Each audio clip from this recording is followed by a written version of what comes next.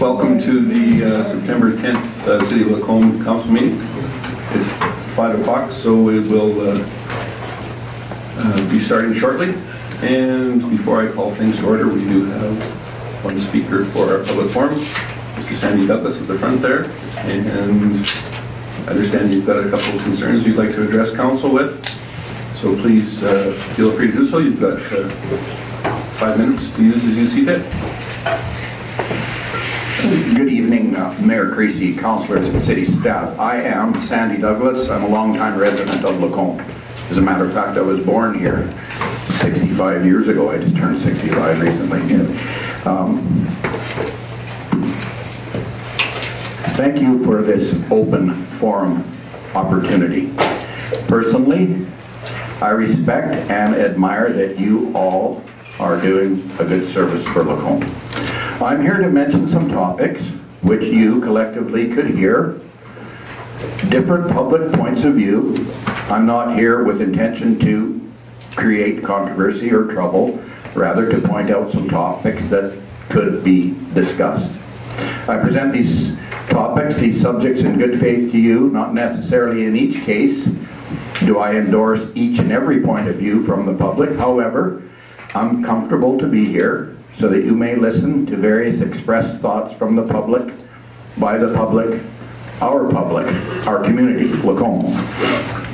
If it is acceptable by you, then I will present 4 points in rapid fire without my own personal opinion or a minimum of my own personal opinion, that these are general public points of view. I trust that it is acceptable with you, that this method is okay with you. Number one, $140,000 wastewater. It is observed that the users still consumed that amount of service, whether or not there was a technical error by the City of Lacombe. Number two, it has been said that a urine analysis for county school bus drivers, which appear on Lacombe City streets, that it is a school board concern. So, in keeping with my insistence of consistency, then I suggest that other citizens agree, I suggest that City Council consider to invoke urine analysis for marijuana for all city employees of the City of Lacombe and contractors. Number three, the famous hockey team is high caliber hockey entertainment in Lacombe. However, long before that team, that franchise, formerly from Bentley, relocated to Lacombe, there was a critical shortage of available adequate amount of ice time for local user groups. So even though the past councils have brought Lacombe to the current situation, it is obvious and it is apparent, it is more than apparent, that another simple, basic, full-size indoor ice surface needs to be provided immediately, as soon as possible. No frills, minimum expense, acquire grants, whatever, build basic indoor ice. Number four, prior to this city council being elected, there had been a very serious and unfortunate situation about a recent former chief of police at Lacombe Police Service. The citizens of Lacombe have the right to know details in regard to that delicate situation. Lacombe citizens deserve to have questions answered with regard to this, and a pension being paid to an individual who may have committed a criminal offense. I recognize that being a member of the police commission could be a delicate position to be in. However, Lacombe citizens deserve a clear illustration about what happened in that chief of police resignation. The situation that situation has been kept from our citizens. I respectfully implore Lacombe City Council to closely examine the 4 points which I've presented at this open forum. I would look forward to listen to your discussions about these 4 topics formally at some future, later, not too distant future date. That's all. Thank you very much for that. So those 4 points there, and you will be in contact with administration to follow up on these, will you? Yeah. Very good. Thank you. Thank you.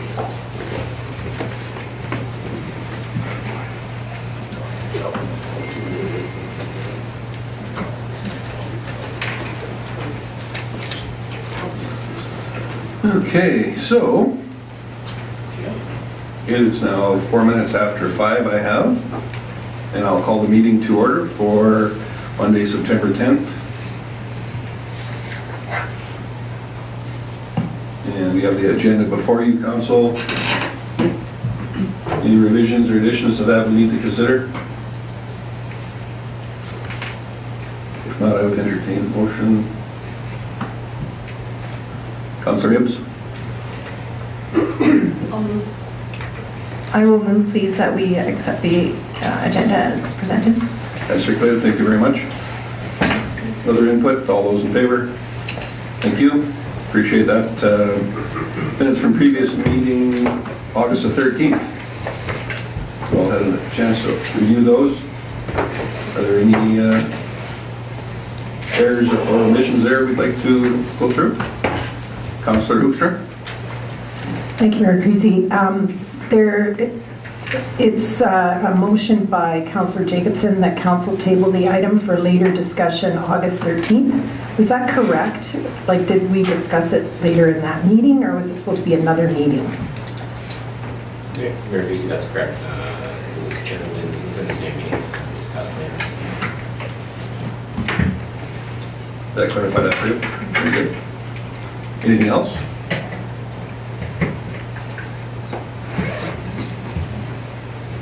Councillor Hibbs? Seeing as how there's no corrections, then I would move that the minutes be adopted as presented. Thank you very much. All those in favor? Unanimous, thank you. I'd like to take a moment and let Director Piche have the floor for a staff announcement. Thank you, Mayor Creasy.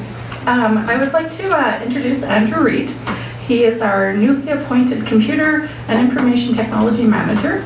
He is not really a stranger to many of you. He has been with us for 11 years. He started with us as a practicum student and straight out of college, and has grown to become a valuable resource to the city. He has built and rebuilt many of our systems, and he was so instrumental in our new police station move and setting up all the technologies with the interaction of the RCMP networks and setting up the new dispatch.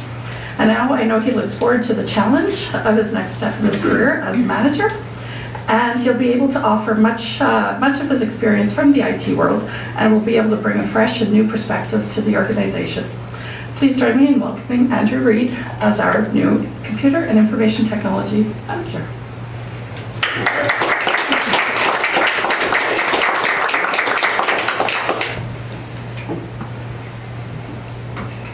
Andrew informed me that he was a man of few words and did not want to take the mic this time, so although we did have the opportunity. Congratulations. And what items have we got in council mailbox to go through? Let's just go through them one by one. Was there any specific ones there that left off the sheet for anybody?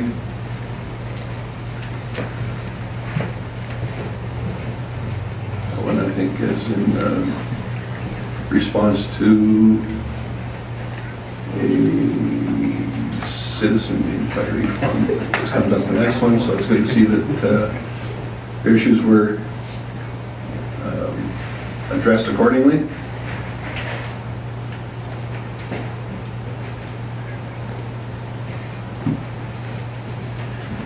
And some input for a borrowing bylaw.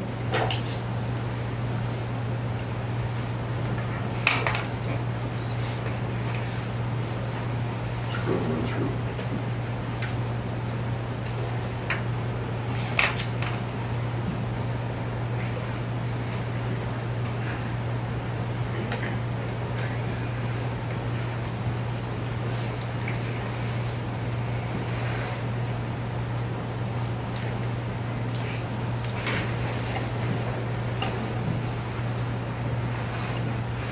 Was there any items we wanted to discuss for the mailbox? Councillor Connor, go ahead.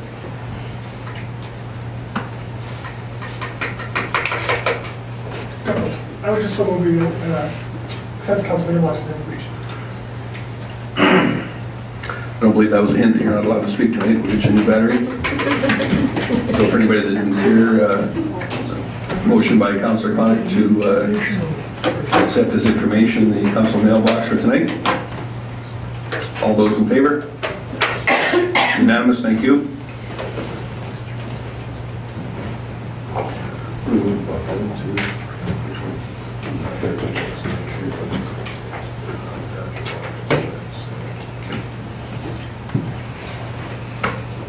I understand Manager Bonnet will be stepping in for the original presenter, our planner, Jennifer Kirchner. If you care to come forward, at this time, please, Manager Bonnet, and go through our heritage designation for the Fraser McDonald Building and Bylaw 444. Thank you. Thank you, Mayor Creasy. This council gave first reading to the designation bylaw May 28th, and at that meeting, council also issued the notice of intent for the designation of the Fraser McDonald Building. We're recommending the council give second and third reading to this bylaw.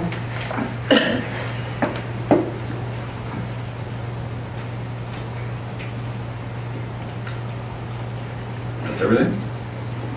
If you'd like, I can go into more detail. Well, perhaps a little bit just for the benefit of the people in the gallery so they understand which building that it is. Okay. Okay. The Fraser McDonald Building is located at 4709 49C Ave. It was earmarked by the Heritage Resource Committee as a site of heritage value in Lacombe. A statement of significance was also included in the 2012 Heritage Inventory. Once a building or site is designated as a municipal historic resource, that building or site will be preserved and protected. Specifically, the key character defining elements as outlined in the statement of significance are to be protected. Any alterations must be approved by the Heritage Resources Committee appointed by council through a formal application process. The building is valued for its modest one-story masonry construction and features classical revival styles, features such as wood and multi-pane glass storefront, brick, cornice, and brick pilasters. Of particular interest is the Trans-Canada Airlines route wall map, which has been preserved on the southern wall. And it's valued for being part of the downtown grouping of brick buildings, which were constructed in the early 1900s and form one of the most intact historic streetscapes in Alberta. Upon third reading of the designation bylaw, the Fraser McDonald Building will be designated as a municipal heritage resource. The designation will be registered on title and will require the owners to seek approval from the Heritage Resources Committee for all alterations to the structure. Thank you. Thank you for that. The building has certainly undergone an awful lot of businesses that went through the doors of that building, so interesting to see it come to a designation like this finally. Councillor Hobbs. Thank you, Mayor Creasy. I don't have anything additional to add. Of course, we've already done first reading on this. I think it's fabulous that they want to do this. So I move that council give first reading to Bylaw 444 for the designation of the Fraser McDonald Building as a municipal historic resource. Second. Sorry, did I say a second? No, I meant second, sorry. No problem. We understand it in a second. Any additional comments? I'll call the question then. All those in favor? Thank you. Anybody care to present third reading? Councillor Gullickson. Thank you, Mayor Creasy. I'd like the council grant third reading to Bylaw 444. We'll see a lot of red lights, so I'm going to ask that question as well. All those in favor? Unanimous, thank you. Appreciate that.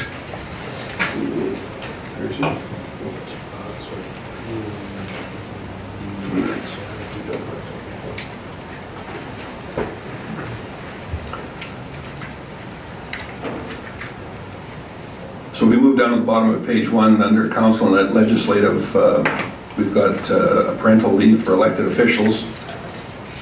I don't believe that we're doing anything underhanded here. There's no secrets that we're trying to get out in the public, but we have Bylaw 463, and I'm going to ask that our CAO present that item, please. Thank you, Mayor Creasy. Council has previously reviewed this at a committee meeting. The only changes to come out of that committee meeting, there was 2 changes. One was to remove the limitation of number of times this parental leave could be granted to a councillor in one term, and then subsequently there was a renumbering to accommodate that removal. Those are the only changes, and so we're certainly here to answer any questions or help how we can. Councillor Hibbs, go ahead. Thank you, Mayor Creasy. So under the new 6.4, it says at the discretion of council with the support of majority council an extension of the approved parental leave, but then it also goes on to say a subsequent leave. That part should be struck as well, as what my understanding was from the last discussion. So just after leave, then the rest of that would be struck. It was the way that I understood it as well. That was definitely our intent. It has been missed in that one location, so we would remove that for your proposed second and third reading.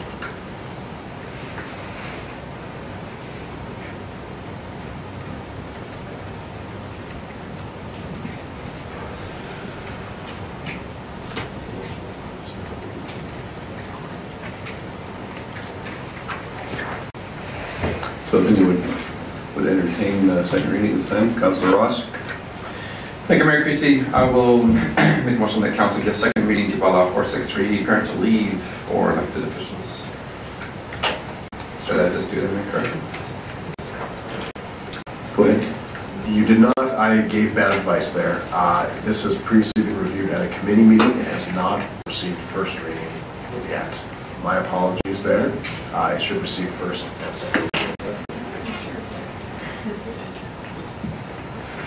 At the committee meeting. Can't do motions at committee. It wasn't a council meeting. It was August 1 single. Correct me if I'm wrong, Councillor Hoekstra, I believe you pointed out in the prior regular council meeting, sorry, Councillor Hibbs, that we were to give it 2 readings initially. We only did result in giving it 1 reading. Yeah. And was that the one? Okay. Yes. So it has received first reading. And she did. My apologies. So we're good. No, it's fine the way that it stands now. For a second. Go ahead. Okay. The council gives second reading to Bylaw 463, parental leave for elected officials. Any addition, and that was actually as amended. Sure. Correct? Got it.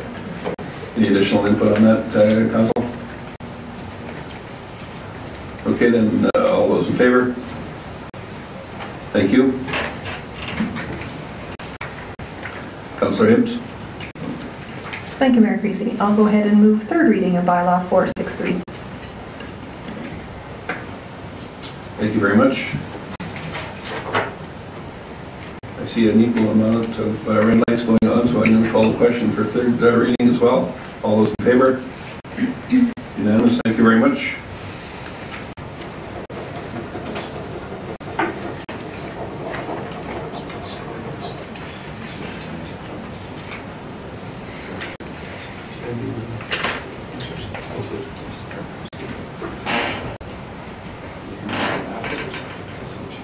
So we've got a few minutes left prior to our public hearing, so I'm going to ask that Recreation Manager Stewart come on up to the front. And there we go.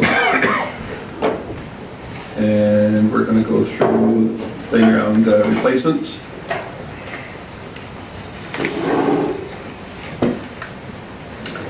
Mayor Creasy, councillors.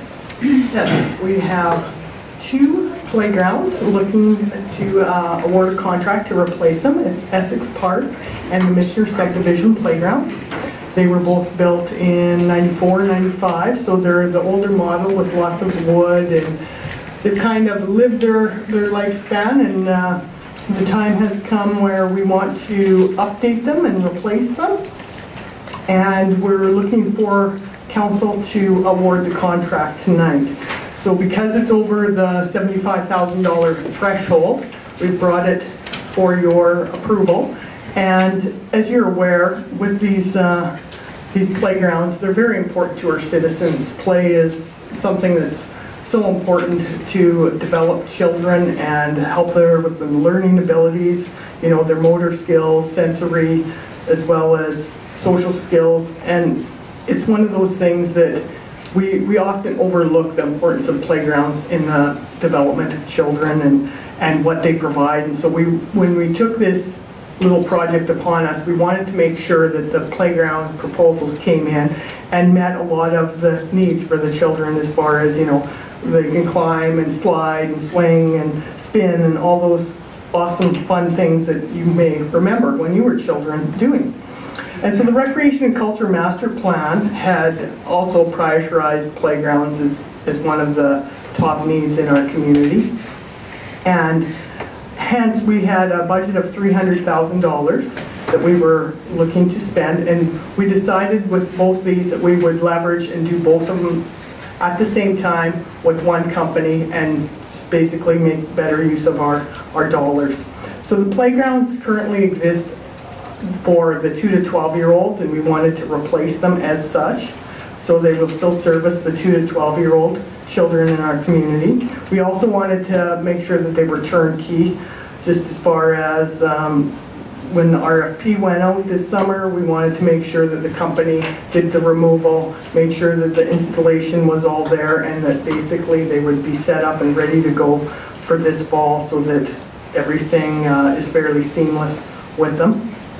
And we wanted them in by October the 30th this fall, so it was a bit of a quick turnaround. We had 8 different companies attend our site meeting. Of those, 7 submitted proposals. Of the 7, 5 met all the basic mandatory requirements. And then what we did is myself, our Director of Community Services, and our Parks and Facilities Foreman sat down and evaluated all the qualifying proposals, as far as which ones were innovative, which had great design, what their layout was like, their maintenance, their warranty, budget, and if they could meet our schedule as far as coming in this fall on time. And in doing so, you can see in the memo there that we had ranked the different 5 companies out of 50, and Park and Play ended up coming out with the highest ranking and in full compliance. They had some pretty cool features and incorporated a shelter at Essex Park, as well as a neat double swing design on the swing, so that you can swing with your little baby and face-to-face, so that was pretty cool. As well as instead of the merry-go-round, it's called a merry-go-all. And we wanted the other thing to be a little unique and yet still kind of touch on all the things that the previous playgrounds had. So it's also, we're proposing with Park and Play, the company, it's a new playground company to Lacombe. We don't currently have any of their structures in the community. And I just would open it up for if you have any questions. Councillor Connor does. Thank you, Mayor Creasy. I'm in full support. My kids have used playgrounds when they were younger all the time. My only suggestion going forward is maybe if you could just provide a map, show us where all the playgrounds are, and then show us where these 2 are. I don't know where Essex Park and I think I know where Missioner's subdivision is, but I don't know where Essex Park is. I know my savvy counselor to my right here is putting them up on Google Maps, but you know, I'm not that savvy as she is. So just for the future. Yes, and Essex Park, just so you know, it's on 58th Street, and it would be just south of Shepherd's Heights. There's a ball diamond, a sand volleyball court in that, and it's a larger green space. So you had said that $300,000 was identified in budget. This is for $299,900, which I'm expecting is no coincidence. So for those who might not understand the process, how is it that it came out so close? We shared with the companies what the budget amount was so that we could get as much play features as we could incorporate into those playgrounds. So that's why, you know, they would come in on budget and incorporate as many things as they can within that budget that was approved by council. Very good, thank you. Councillor Hoekstra. Thanks, Mayor Creasy. As you probably know, I would be very much in support of this, but I guess my challenge to the Recreation Department is, yes, we spend $300,000 on 2 more playgrounds, but we encounter many families. In particular, one family said to me this summer, I'm new to Lacombe, I went to every playground, I never encountered one child. And she said, I wanted my kids to meet kids, and there's very few people on the playground. And so I guess my challenge is to you is there also kind of a corresponding media message out there to get out and play in Lacombe? Because some of that is being lost, and I'm a great proponent of free-range kids, even though your average parent nowadays doesn't want to do that, but I just really think sometimes it'd be cool to have some corresponding messaging around using these playgrounds. And I know that these 2 will be attractive. People will go to them initially, but I just wish we could see more kids playing on playgrounds, and I don't know if you have some thoughts around that. Yes, Councillor Hoekstra. We actually, in our Recreation Culture Master Plan in the future, we hope to have volunteers and people help count the number of kids in playgrounds, because a lot of times, you know, you might drive by and not see anyone, and then, like, I know my kitchen window looks right out onto a playground, and this weekend, every time I looked out at the playground, there was at least 2 kids and a parent out there. So it's you know, quite obvious once you do start counting and seeing how many people are there, that they are heavily used. And I think that's why in our Recreation Culture Master Plan that they came back as being so important to our citizens. And we've also been told that a lot of citizens will kind of tour the playgrounds, like you said, and check out different ones. But again, depending on the time when they go and if school's in or out, definitely have a variety. But once we sit back and we start to count at different times of the day, we're actually, you know, we'll be quite surprised how much use they are getting at times. So, but yeah, we definitely need to encourage kids to get out, play more, be active, get out in the nature all the time.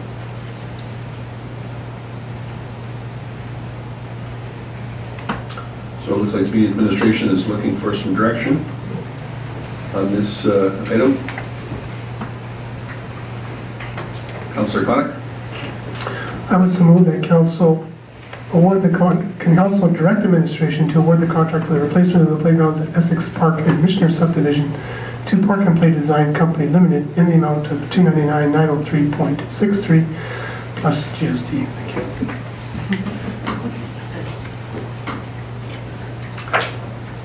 Any further thoughts or discussion?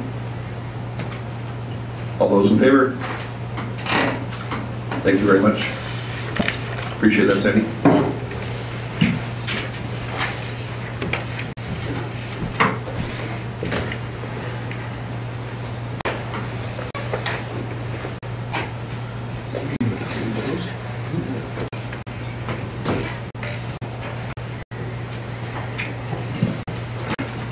That worked out very well because we are right on time for our public hearing.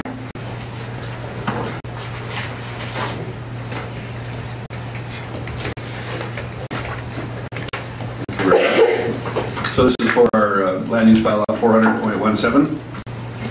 And as a statutory public hearing, I'm going to declare that the hearing is in fact open, and it will be held pursuant to sections 7, 8, 230, 606, 692 of the Municipal Government Act 2000 as amended.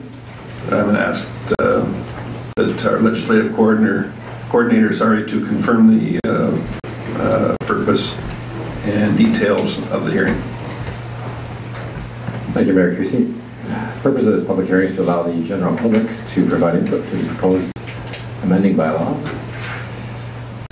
400.17 to create the Regional Shopping Center District C6 and to rezone lands which are described as Lot 1, Lot 2, Plan 132, 2010 2010, from Highway Commercial District C4 to Regional Shopping Center District C6, and part of Lot 5, Block 2, Plan 1522352, from Shopping Center District C5 to Regional Shopping Center District C6, and part of Northwest 204026 west of the 4th from future designation District FD to Regional Shopping Center District C6.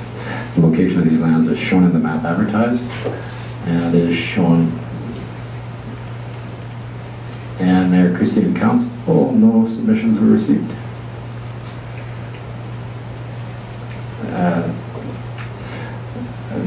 Section 606 of the MGA, requirements for advertising. This notice was advertised in the Lacombe Express Thursday, August 30th and Thursday, September 6, 2018. Very good, thank you very much.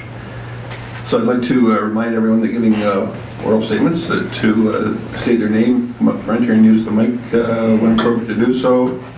And please be brief and to the point. The order of the individuals to be heard for the presentation are going to be our development officer,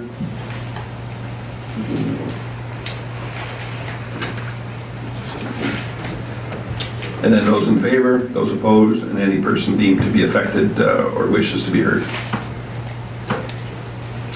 So I'll ask that Manager Bonnet come on up front and enlighten us as to Bylaw 400.17. Thank you, Mayor Creasy.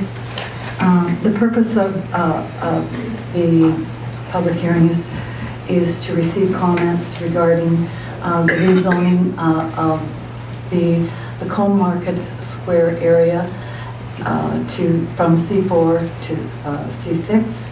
And the purpose of the district is to provide an area that allows for a variety and mix of commercial uses, including but not limited to merchandise sales, services, offices, commercial and recreational establishments to serve the city and the region as a whole. One of the factors is the C5 zoning minimum parcel area is 2 hectares compared to C6, which would be 0.1 hectares to 0.25 hectares.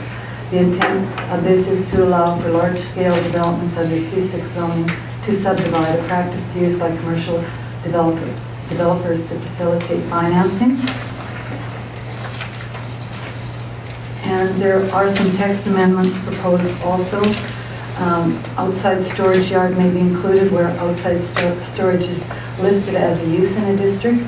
The addition of this statement aligns with the definitions of similar uses in the land use bylaw and would allow a retail store to develop an outdoor storage area where an outdoor storage is listed as a use.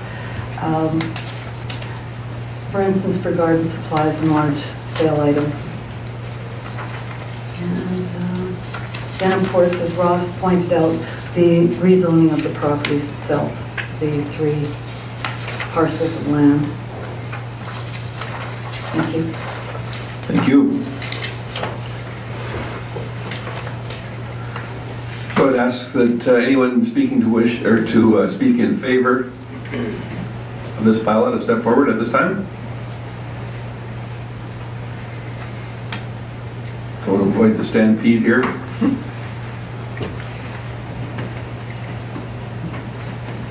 Seeing no one, I'm going to move on to anyone opposed to this bylaw who wishes to be heard is welcome to do so now. Anyone opposed? I'd like to ask a question if I might. Sure, I'll just have you state your name. Even though we know it, there's this procedure, so state your name and go ahead. I am Sandy Douglas, resident of Lacombe. When you say Market Square and all that, geographically, where is that? Is that over there, East Lacombe, the southeast section of Lacombe? Is that where are we talking about in Lacombe here?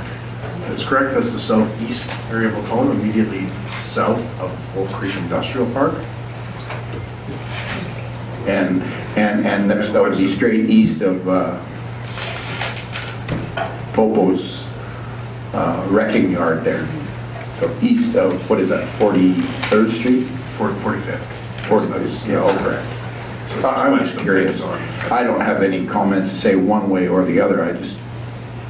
I can't see any reason why you wouldn't want to do what you're proposing, but I wasn't sure where it was.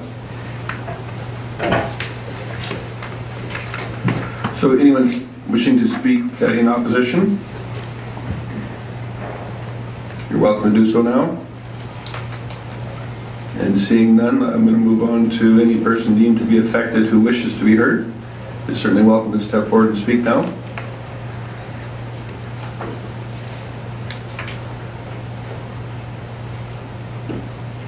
Certainly going to make for one of the shorter public hearings that we've had. We have any other requirements?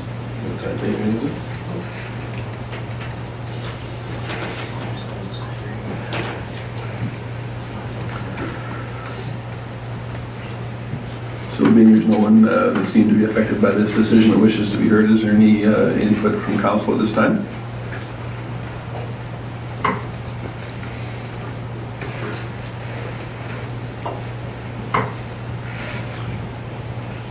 And I don't believe that there is any, so it is now 5:35, and I'm going to call for the closing of this public hearing.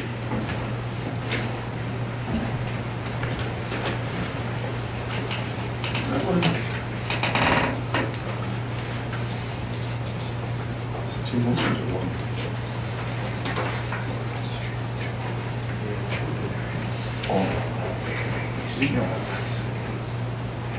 Is this two motions or one? Because we want second and third, second and final. Two motions.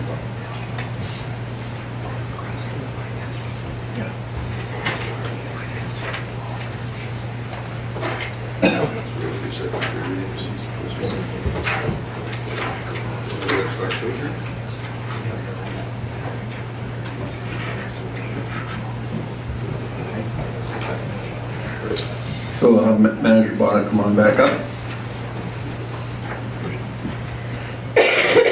I had you state that the public hearings would be quite that brief. So if I'd have you speak on Bylaw 4.17 for the zoning amendments for C6, we'll continue on from there. Thank you, Mayor Tracy. First reading was granted on August 13, 2018, and staff is recommending council give second reading to Bylaw 400.17. Thank you. Director Thompson. Thank you, Mayor Creasy. I just wanted to add to Manager Bonnet's recommendation. In our council memo, it indicated our recommendations for second and final reading. A component of this bylaw amendment includes the creation of that C6 zoning, as well as the specific rezoning of the specific site in the Lacombe Market Square area.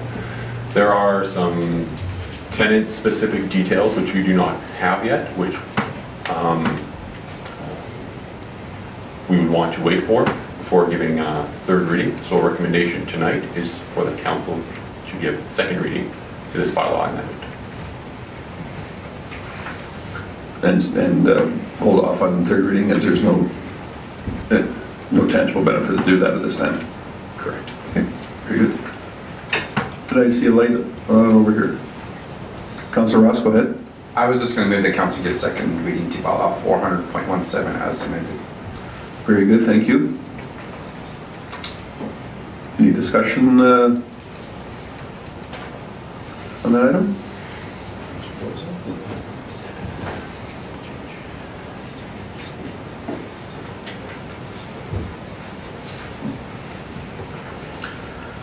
So our legislative coordinator just pointed out an item that in your motion you stated as amended.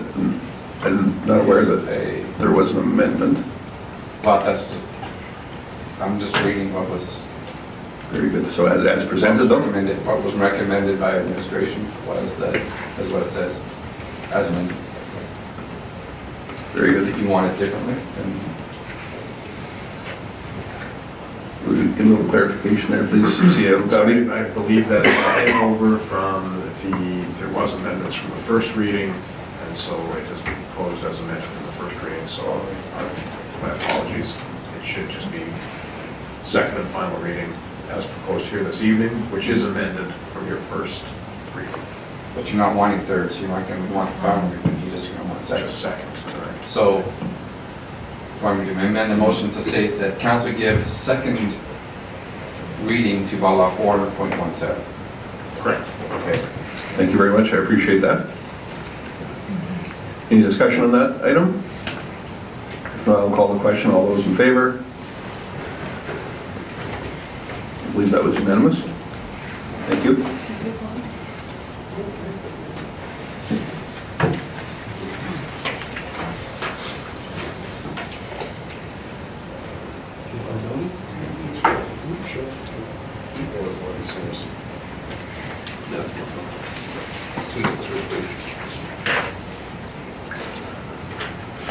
We're in such a roll now, we're going to clean up the first page here.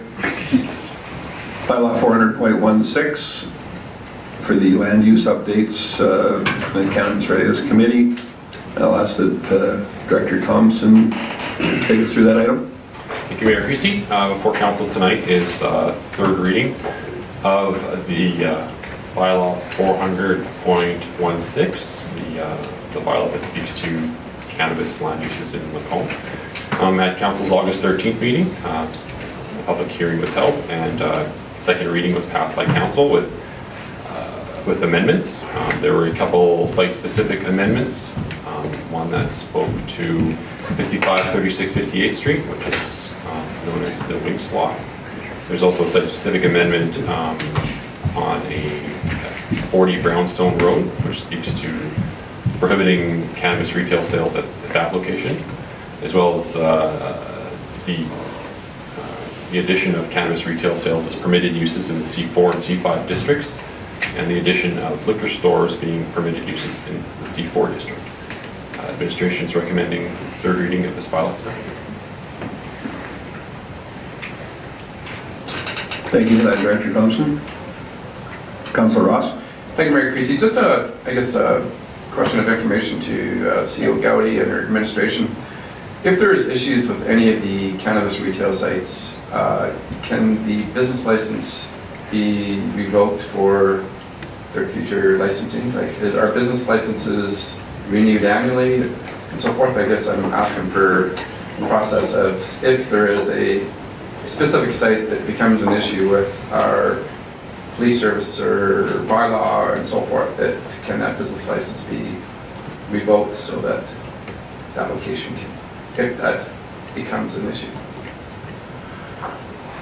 So business licenses are renewed on an annual basis. Certainly if they weren't compliant with the requirements for licensing, they wouldn't be approved. If there was ongoing issues, we would, depending on what the issues were, we would probably be able to, whether it was prosecute or fine or regulate in some way through whatever those issues were. So if there was vagrancy or ongoing sales to minors, there's other tools at our disposal that I think are much more effective at regulating an uncompliant business than waiting for that business license to come around. So I don't think it would get there if there was a problematic location. Can we deny a business license? Yes, you can. Depending on the criteria that they're not meeting for why you would deny it, again, I think it's very likely you would have been already able to regulate under another piece of legislation that would be much easier to force them into compliance. Director Pichet, anything to add? Just the fact that with cannabis, it would be under a provincial act. It would be through the Liquor and Gaming and Cannabis Commission that would be looking at that. So as CAO Gowdy has said, we would be enforcing through them before just doing a business license pull in that sense, yeah. Correct. So I think it would be sort of similar to a similar situation to alcohol. If we knew that there was ongoing sales to minors, if that was a concern that had been brought to us, there's ongoing sales to minors going out of this facility, there is existing tools that we wouldn't have to wait till they come to a business license. To apply for a business license, we would take action immediately to rectify that. Sorry, and to add to that, other communities have had significantly higher business license fees to, under the thoughts of if there is issues that just kind of, I don't know, for example, there's other surrounding communities that have significantly higher fees. I don't know if that's actually as a deterrent or what, or if they haven't made it, as explained in the process, just like the same as alcohol. If you don't follow the laws set in place, then there's consequences. So.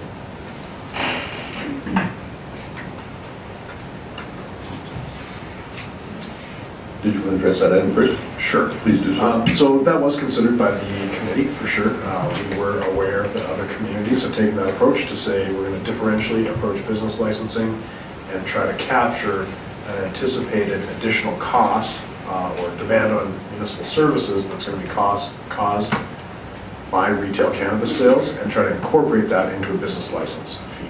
So I think originally Grand Prairie, for example, proposed actually $25,000 business licensing fee.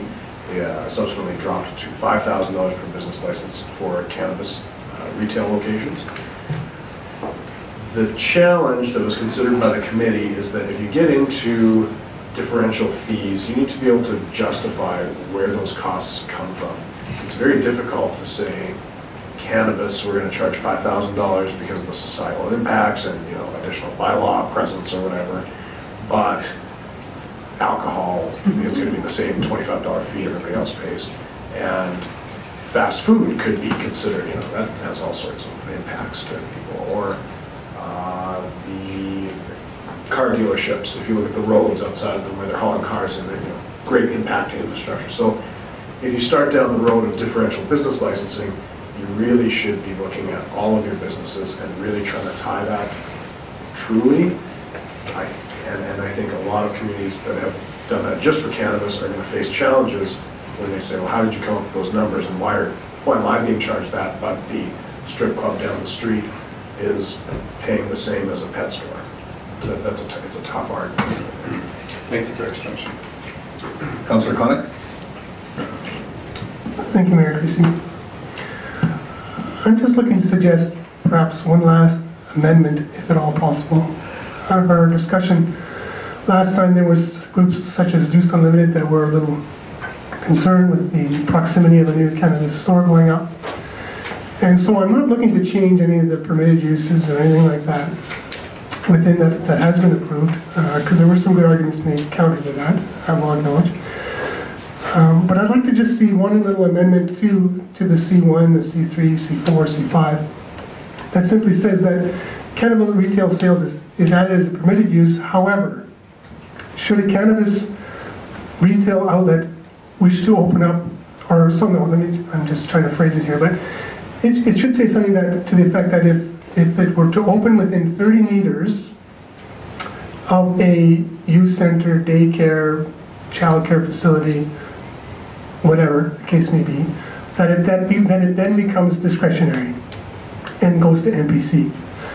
So it gives someone so if I'm running a daycare and the cannabis retail store wants to open up next to me, one or two things are going to happen is it becomes discretionary, it goes to NPC, I'm notified, and I'm either going to not go because I don't care, and I'm not going to vote or express my concerns, or, as in someone like Youth Unlimited, this gives them one last opportunity to voice their concerns, and it'll be up to NPC then to decide.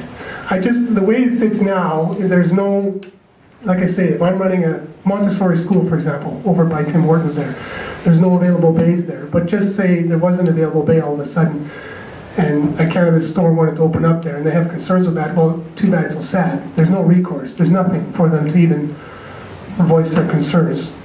Whereas if it goes to the NPC, they at least get one more shot at it to at least voice their concerns, and then it'll be up to NPC. The application may still be approved, but it may not. But again, it gives them just one chance to make their case as to why this cannabis retail store should not be located as close as it is to their daycare, youth center, whatever the case may be. So that's just something that I've been tossing around. I've had some feedback from some other people in the community suggesting that, and I'm just throwing that out there for discussion, if that's even possible. Thank you. CAO Gowdy, if you want to speak to the possibility of that, please.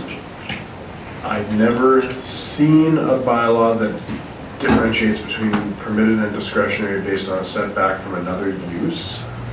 That's not to say it couldn't be done. We would want to look into it a little bit. You certainly could just say discretionary use in those areas, and then everything would come to MPC. I haven't seen that done before. It's not to say it can't be done, but I can't answer tonight whether or not that could be done. We could investigate it. I would suggest probably a 60 meter would be more appropriate if you are going to go down that route, just because that is the notification radius that we do for MPC decisions, so that everything's kind of consistent. But did you see that in your reviews of any other municipalities? No, not where they split the permitted and discretionary uses as suggested. However, I would suggest that under that scenario, there'd probably be some sort of reciprocal approval as well, where if there is a cannabis retail store in a certain location that one of these, say a youth use or something like that, were to be within 60 meters of a cannabis store, that should also be discretionary within that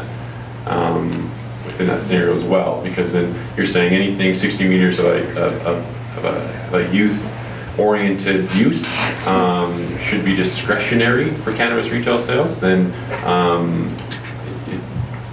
where I have seen those setbacks in place, it becomes a reciprocal thing where you have cannabis retail uses in the community, and then now there's a buffer around that as well for those youth-oriented businesses. But in terms of the research we've done, I have not seen it be permitted and discretionary depending on other uses within the community like that.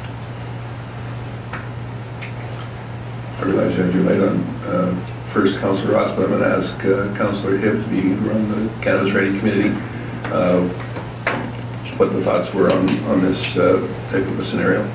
Yeah, thank you, Mayor Creasy. I think that we kind of already had this discussion. While this is a slight tweak on that situation, I really don't think that the arguments have to change at all. It's still the same arguments. We run into the exact situation where we talk about the reciprocal. Now you can't set up a daycare because the cannabis isn't in place.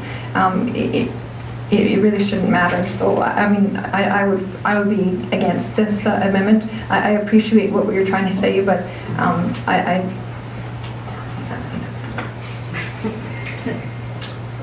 Councillor Ross.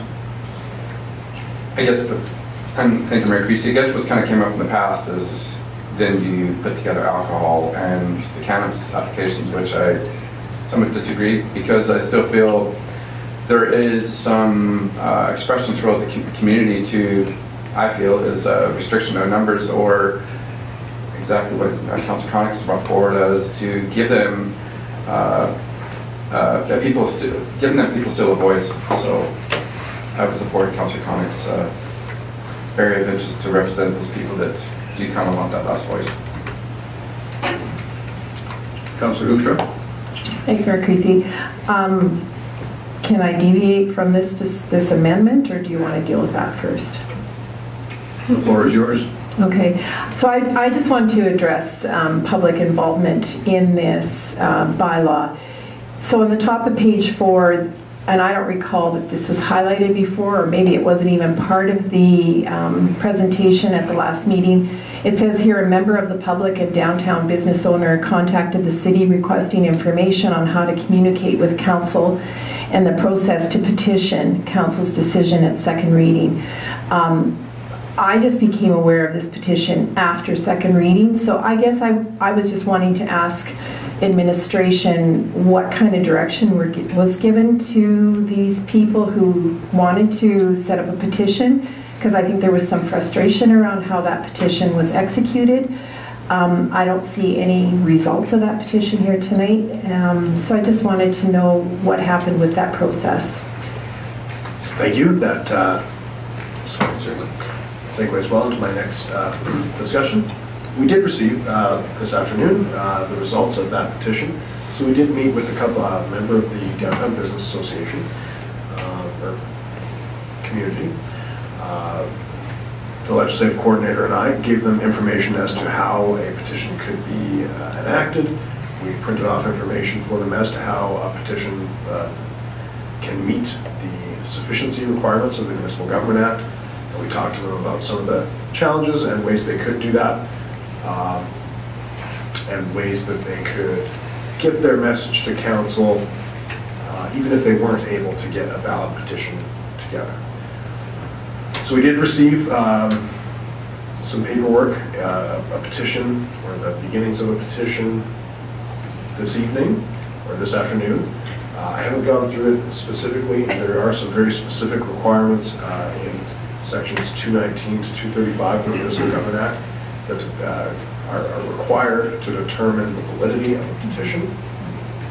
The municipality has within 45 days for the CAO to make a declaration or publish something as to the validity of that petition. In this particular instance, I prepared to declare the petition invalid this evening. It certainly does not achieve the validity requirements of the Municipal Government Act. Specifically, 1,300 signatures would be required. I haven't counted, there's approximately 200 signatures here. So on that basis, it is not a valid under the Municipal Government Act petition. There also may be, we have investigated issues of, whether they're all electors, whether there's any duplicate names, the sufficient signature has been witnessed by another elector. There's a lot of very specific things. And so what I will say to council is the same that I said to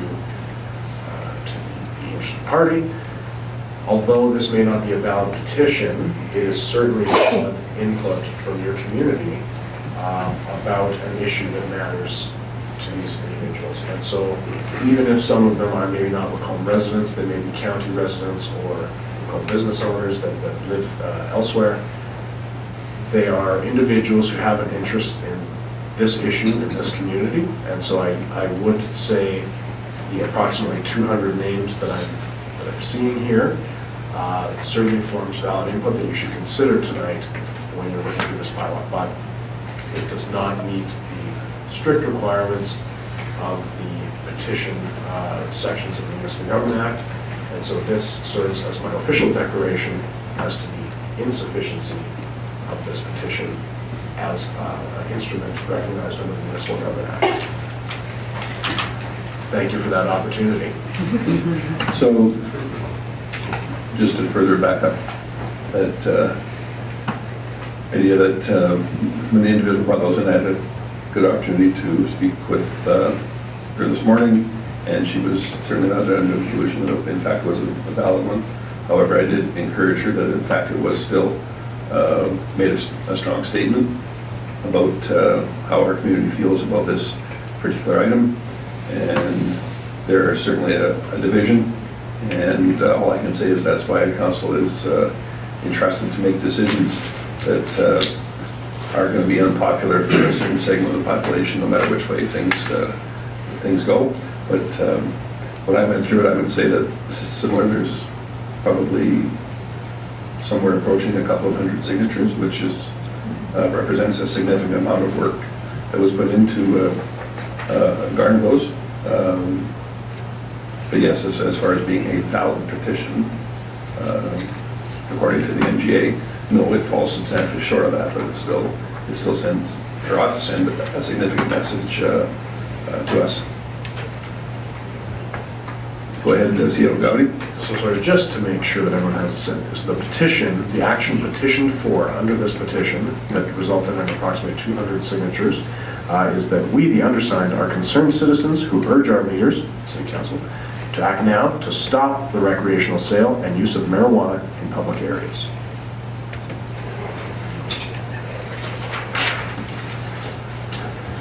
Councillor Connick.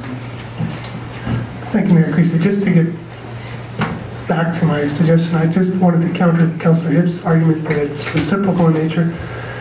I highly doubt that. I think if a cannabis retail store were operating in a daycare and wanted to open right next to them, I don't think they could care less.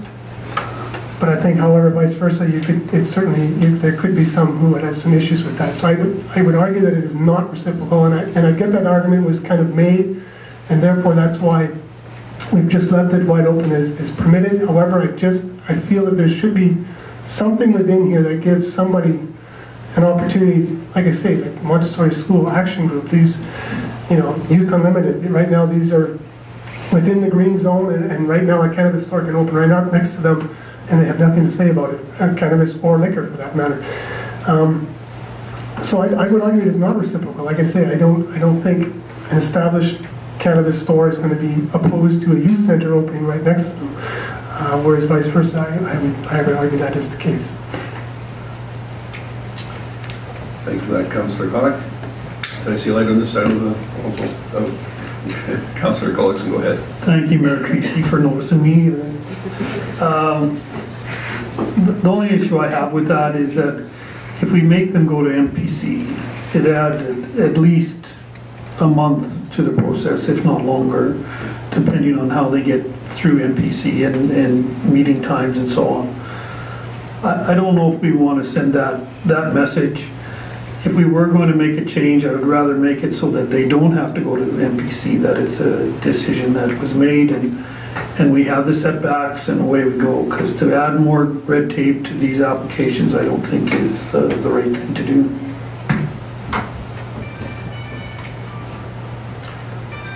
Councillor Hibbs. Thank you, Mayor Creasy. Again, we run into the situation where we have definitions. So again, we have to decide, based on what definitions. Is it the provincial definitions? Are we going to make up our own? That's going to take time. We're rather running out of time. I think that we've had a lot of discussion on this. We've had a lot of input from the community. We've been talking about this since April. So, I'm a little bit frustrated this is coming up at the very last moment like this. I support the bylaw as it has been presented tonight for all the reasons that we've talked about. I think that this is a situation where I think we're just being a little bit overly cautious and perhaps a little bit of afraid of what we don't know. But I think, especially in a situation like this, where you have new businesses like this, they're going to be under the microscope. Like, that is going to be a business that's going to be very carefully well run because everybody's going to be watching. So I really feel that we're just going down a path that I don't think we need to. I think that the bylaw is good as written. I'd like to see council support it, and I'd like to see us move on.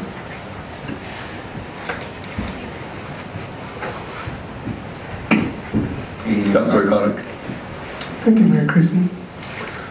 First off, to Councillor Hibbs' points, what's the hurry? It's not legal till October, so we have time.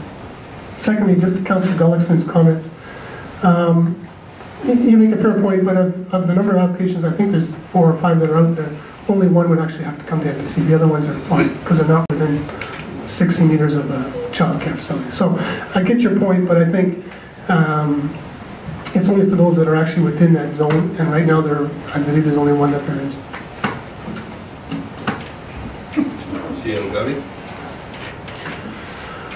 So, just in terms of applications, to clarify, we've not been receiving applications as we've not passed this bylaw yet, so we're not in a position that we're able to officially receive and review applications. As a reminder of some of the history that Councillor Hibbs referenced, we did have the Cannabis Readiness Committee that was involved in a number of city departments, a couple of councillors, one of who I believe is joining us later. And so we are confident that we've looked at a lot of the issues that were considered by other municipalities as well. When we looked at the setback issue and the reciprocal setback issue, we had said, well, really, if the concern is a distance between these youth-related uses and the cannabis, then that concern is sort of, regardless of who's there first or second, that concern of a possible conflict could occur. And so that's where the reciprocal, concern would come from.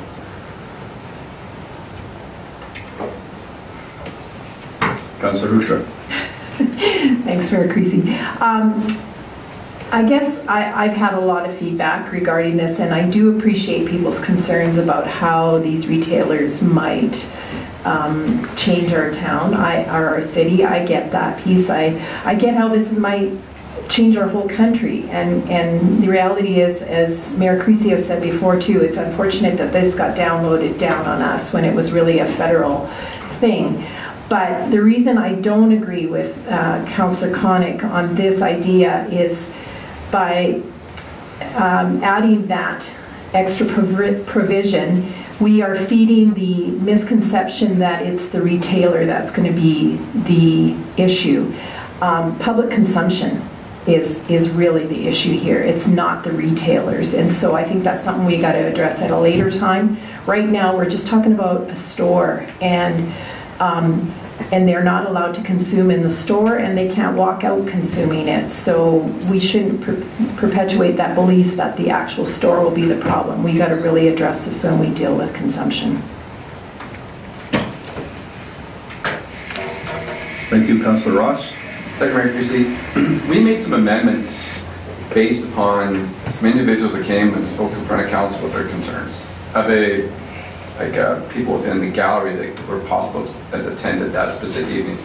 If this gallery was full of the 200 signatures, we'd be making amendments because the people would be speaking and creating more of a voice. So there was far less than 200 signatures or 200 individuals in the gallery that we changed and made amendments pertaining to Winks. But yet there's 200 signatures there that we're not listening to their voice, in my opinion, to give them another voice of a last option, just like Councillor Connick. So I think we should, I guess that's my opinion too. We made changes, amendments with far less people having an objection to Winks than we are 200 people that would like another option.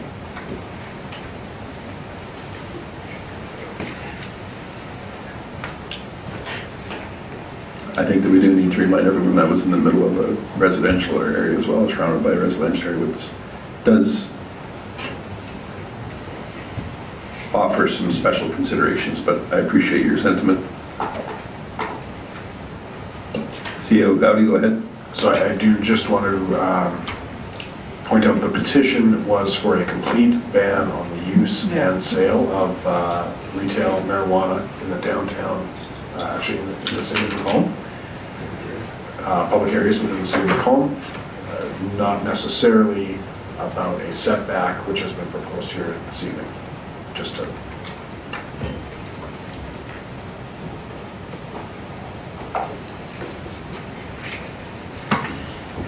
Any other input?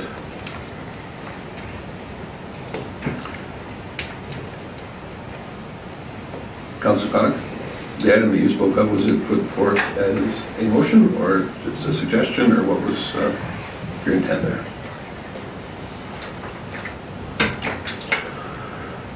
Well, it was just a suggestion. I mean, I can bring forth a motion, but I have sneaking suspicion I know how it's going to go, so We don't have enough arms and legs. I won't bother. Thank you. Okay. Councillor Hibbs. Thank you, Mayor Creasy. Unless there is further discussion, I will move that council give third reading to bylaw 400.16.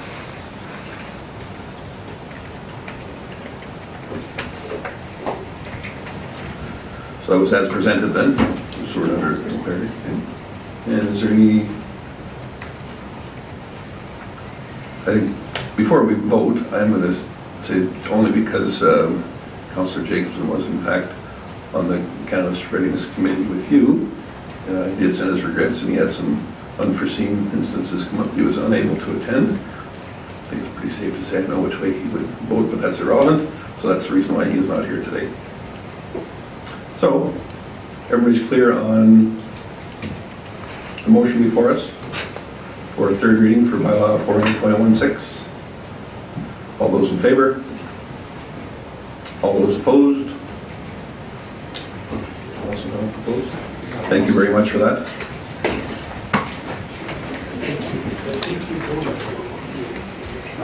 There should be more restrictions.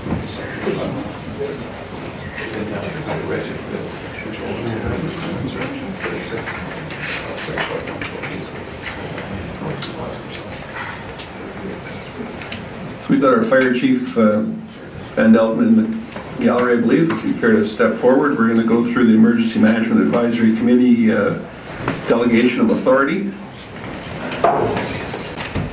And I understand that you'll be taking us through this item. Well, I'll try my best to come back to follow. Your Worship, Council, what you have before you is a request for direction on changes proposed to you regarding the operational functionality of the Lacombe Regional Emergency Plan. The request has its genesis with the Lacombe Regional Emergency Agency, which I currently chair. It is a desire of the majority of the partners that the plan contain mechanism to resource key operational positions from other partners when or in the event they are without persons to fill these positions or the emergency exceeds those individuals' capabilities. This request by the agency was made to the Lacombe Regional Emergency Advisory Committee, currently chaired by Councillor Hoekstra. The Regional Advisory has in turn made a request of each Regional Partners Council to discuss the issue and to provide direction to the respective representatives who will hopefully use this direction when the Advisory Committee meets again in October. At that meeting, they will ultimately decide the issue, and if supported, the changes would then be made to the regional plan. As you can see in the agenda report, administration supports the proposed changes. I'm here, hopefully, prepared to answer any questions you might have from me as the Lacombe Director of Emergency Management or as the chair of the regional agency. Of course, the outcome from this discussion will hopefully go to Councillor Hoekstra to provide direction as the Lacombe rep on the Regional Advisory Committee. And if the questions are regarding the agency, or rather the Advisory Committee, then I'm hoping Councillor Hoekstra will answer those questions.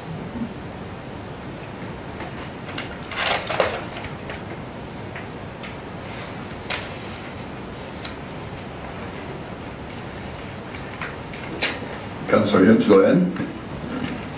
Thank you, Mayor Creasy. I just have one quick, easy question, actually. Just the edits are in different colors, so I was just wondering why some are red and some are green. So the strike through, of course, was the current, or is the current language. The red is my version on behalf of the agency, and the green are the corrections provided, of course, by, or feedback, I guess, from other members as they weighed in.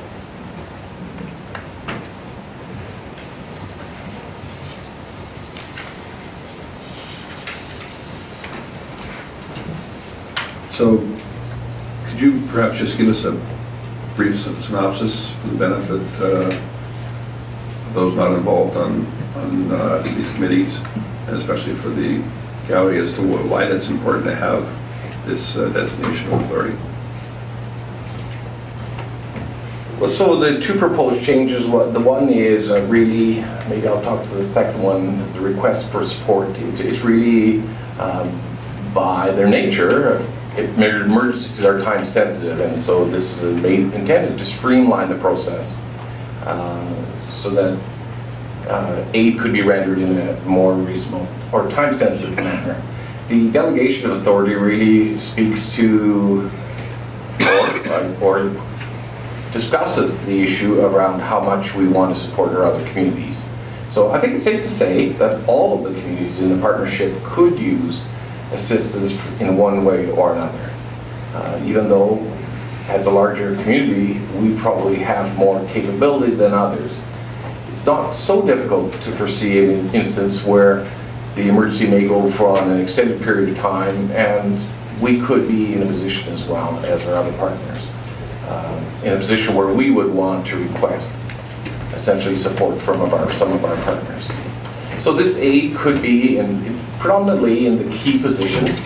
It would augment or supplement already existing mutual aid agreements for fire, for example. I appreciate you bringing that to light. I think it was initially viewed that this was somehow made to help our partners of smaller in population size, and that really is not.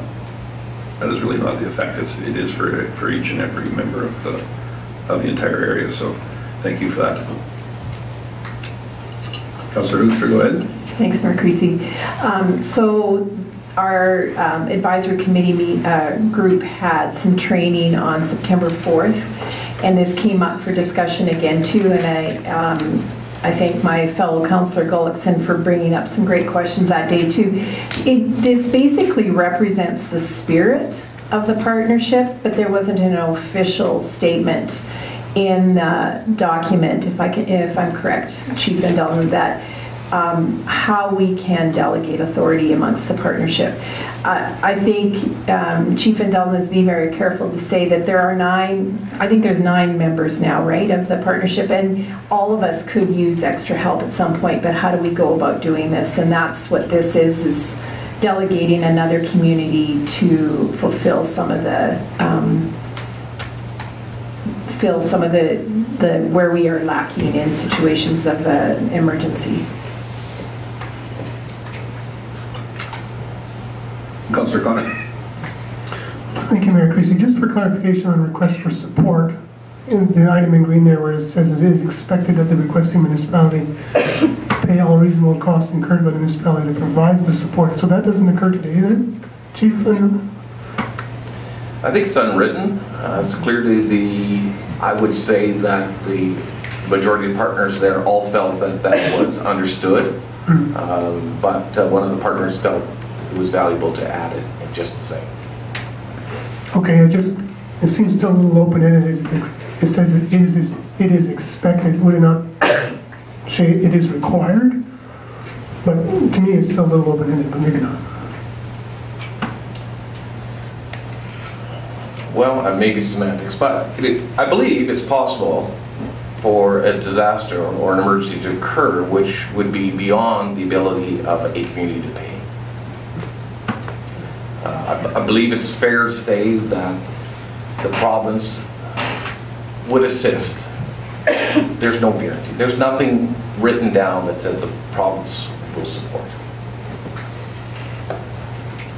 Certainly that was the same question I had in our meetings, the same thing because of that wording.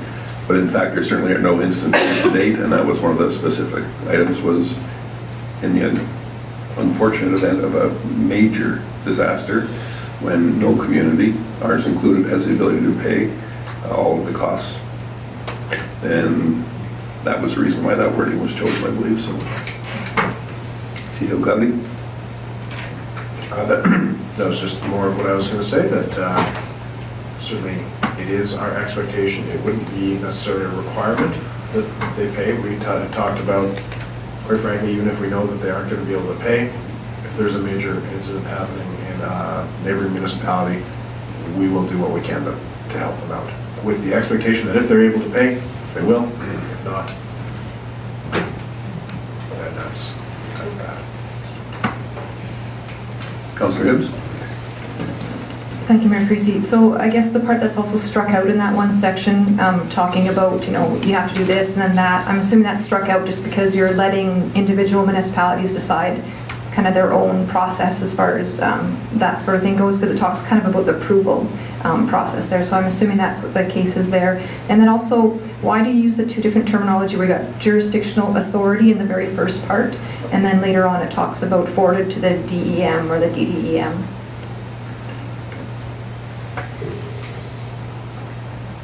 I think that we'll let Chief Van Delden answer that one because there's a lot of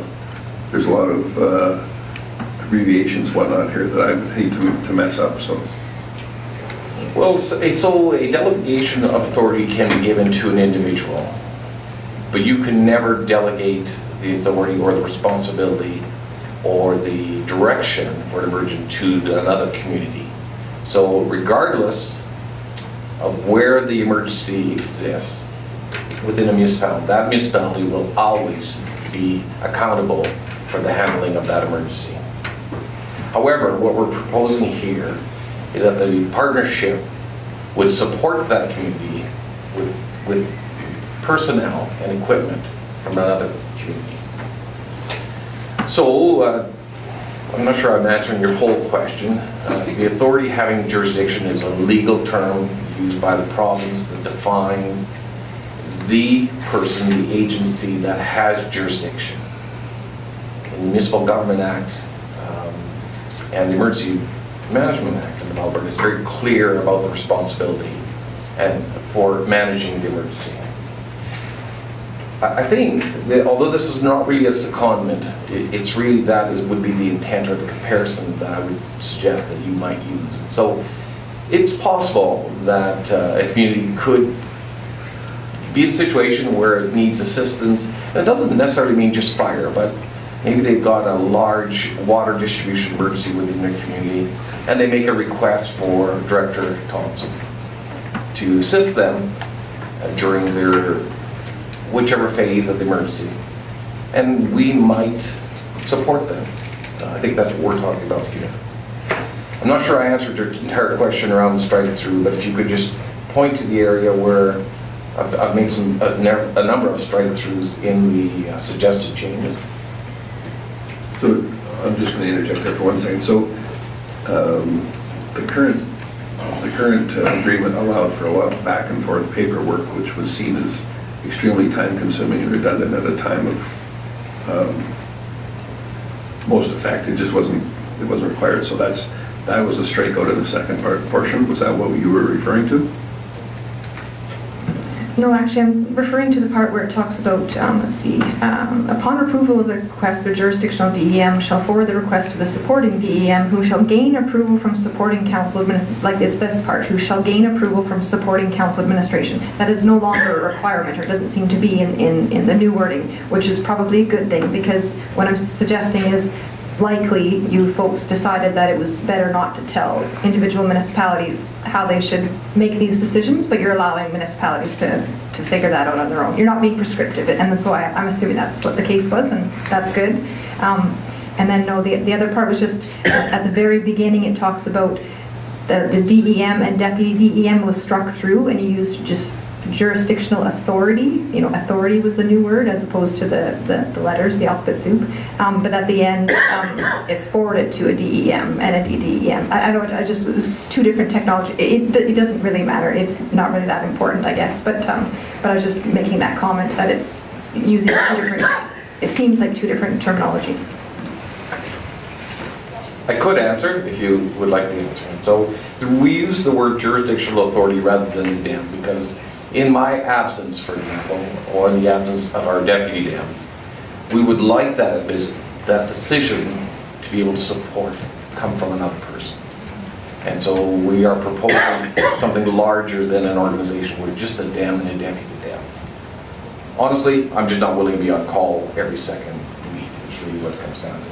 The second part where he talks about the mechanics of bringing something to council. And so a lot of communities have a bylaw where notice needs to be given, for example. And so notice doesn't need to be given if the emergency affects your community, but if we're requesting something from another neighboring community, then following your own bylaws around process, we would need to give you 48 hours, for example, to be able to assemble and then make an opinion as to whether or not you want to serve. So that is different between different communities, but clearly we wanted to avoid that piece. It's not our intent to take you out of the decision-making process. It's kind of more of one that we're going to get assistance rolling and then make you aware of it. Clearly, if you provide direction, the majority of the council provides direction that what we're doing is a bad thing for our community, we would obviously correct the process, our direction.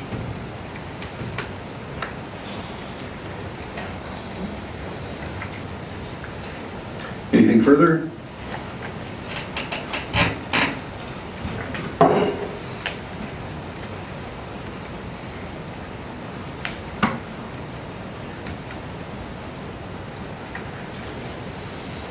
We would entertain a motion regarding the support of this plan, if that's council's wish. Councillor Ross. Thank you, Mayor Creasy. I'll make a motion that council supports the suggested edits to the Lacombe Regional Emergency Management Partnership Plan and impose the council representative to vote in favor of the delegation of authority and request for support section changes at the next Lacombe Regional Emergency Management Partnership meeting. How's that? Everyone's clear in that? No further comments? No? All those in favor? Thank you very much.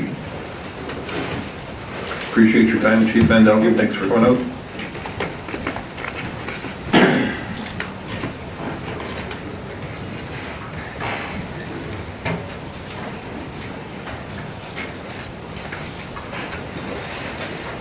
Financial Manager DeBresser, if you want to come up to the front, please.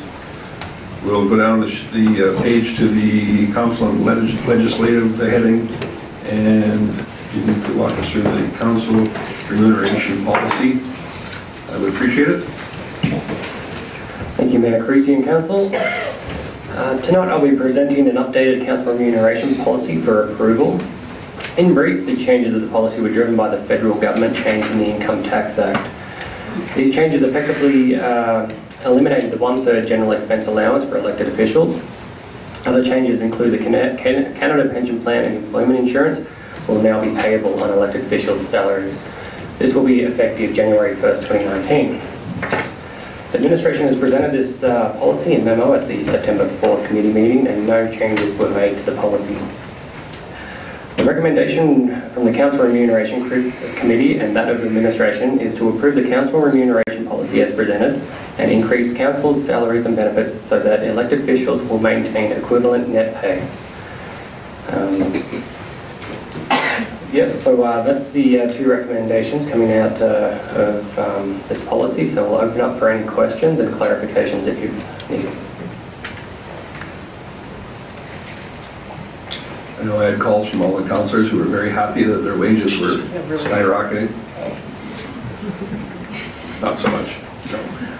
I did have a few calls from some people that were under the impression that there was an increase to the take-home pay of councillors, in which that is certainly not the outcome of this.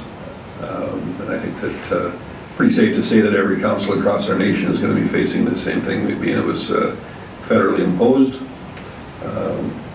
But yeah, I just wanted to be perfectly clear with everybody in the gallery and watching on stream as well. So, any comments?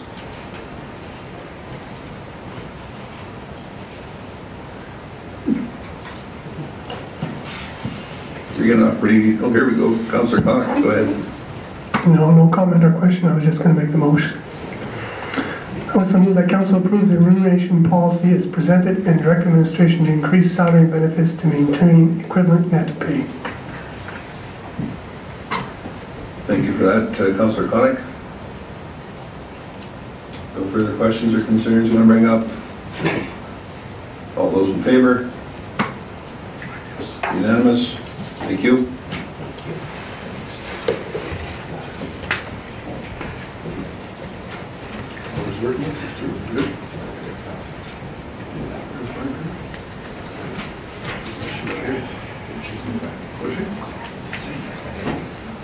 So I'd call on Manager Wilton to come on up to the front. Sorry about that, I didn't see you in the back. And if you could take us through the hours of work policy, please. Good evening, Mayor Creasy and members of council.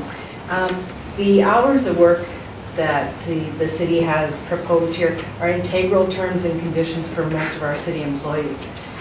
So this policy arose as a rewrite in view of the provincial government's changes to the legislation.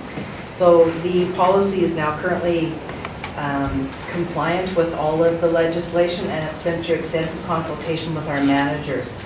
So in essence, the changes to the policy are to comply with the legislation.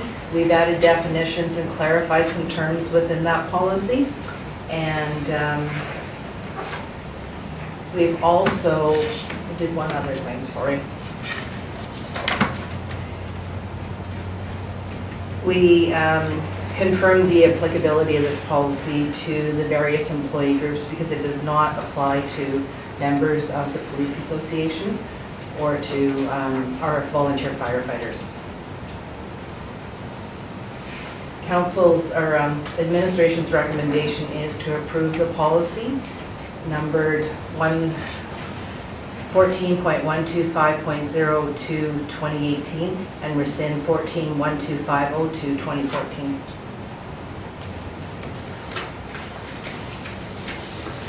So when I was reading through this, I see that this policy is updated every 4 years. Is this a provincial requirement or just something, an internal?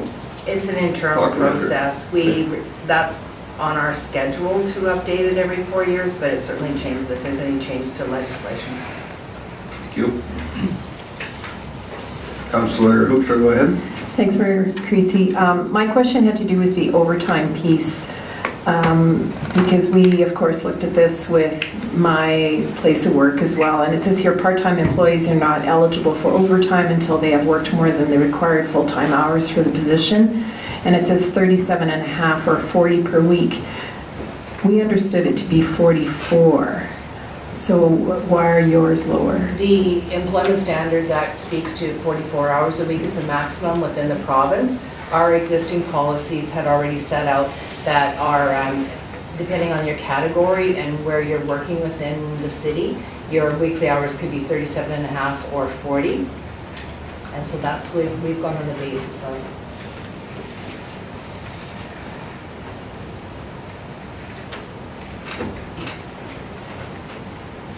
So in addition to that, it was the 7.5 or 8 hours a day too, right? To two components to that. It's not just the one requirement. Okay. And we've attached a schedule to our procedures so that managers and supervisors will know which category employees come into and what their eligibility for overtime is. So I'm going to bring up one thing here because it's the next item up for overtime banking. And in the past, there has been some issues with some excessive bank time. Are we in a position where that is still occurring, or has that been brought under control? The overtime banks are routinely paid out if they're not used. So those balances are brought back to zero at the end of the year to start a new year. I think what you may be referencing is vacation banks, and yes, we do have that under control, and there are specific criteria applied as to how much time you can carry over to the next year. And if you exceed that, that is also paid out at the rate of pay at the end of the year. Thank you for that.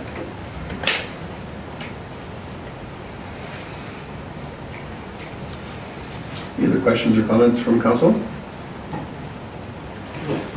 Councillor Gullickson, go ahead.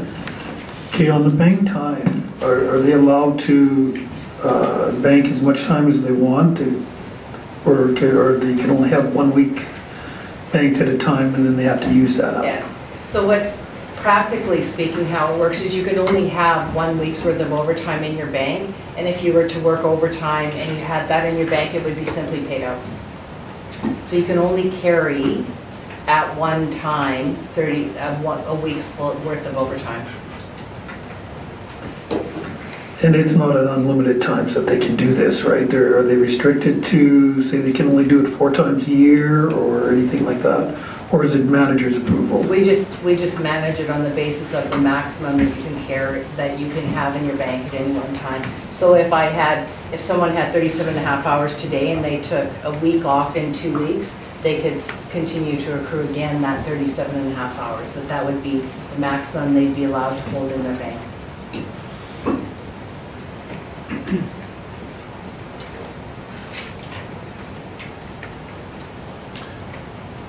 I was also curious with the fact that it has to be used within the calendar year that it's earned.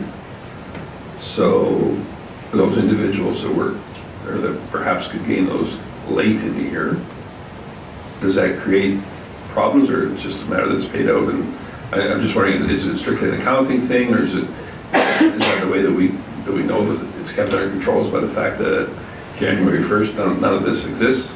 What's the theory behind that? That would be correct. It's a control mechanism, and it also avoids hours worked in 2018 being payable in 2019 potentially at a higher rate. So it's at the rate that it's earned in that year, with the exception if there was an increment in between, a service increment in between, but it's a way to manage the bank, the value, and to mitigate some of the costs. Thank you.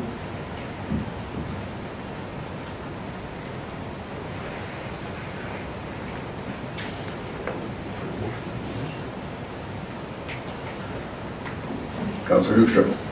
Thanks, Mayor Creasy. I'm ready to make the motion. Is that okay? I move that council approve the hours of work policy effective September 10th, 2018. I'm assuming you want it in two motions. Any additional comments on that item? Seeing none, all those in favor? Thank you. Councillor Hoekstra.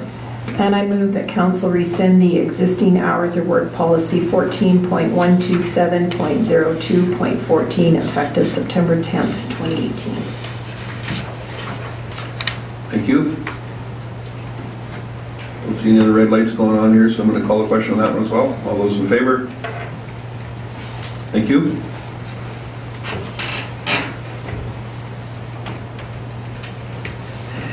I don't have you remain out here, but I'll call on our CAO to go through the compensation policy.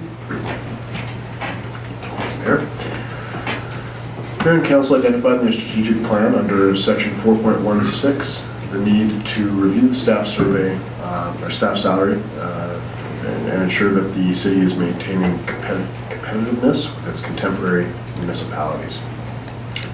At our last meeting, our committee meeting on the 4th, we did just that, and we presented to the existing policy. We received a presentation from Mr. Ed Gross, who had done a survey on behalf of council of our comparator municipalities. Those comparators being identified in our compensation policy. We discussed the concept of the 50th percentile median market rate for the job rate. We talked about the fact that some of our contemporaries have moved to a more competitive target of 65, 75, and even 90% of that comparator market rate. And then we did identify the past history of the city implementing, or rather partially or failing to implement, some of its past salary surveys, which has caused some backup of the existing situation today. So we had had some discussion. We wanted to get a final result this evening through motion, and so it's before you, both the comparators, that target rate, and the rest of the policy for your discussion and direction.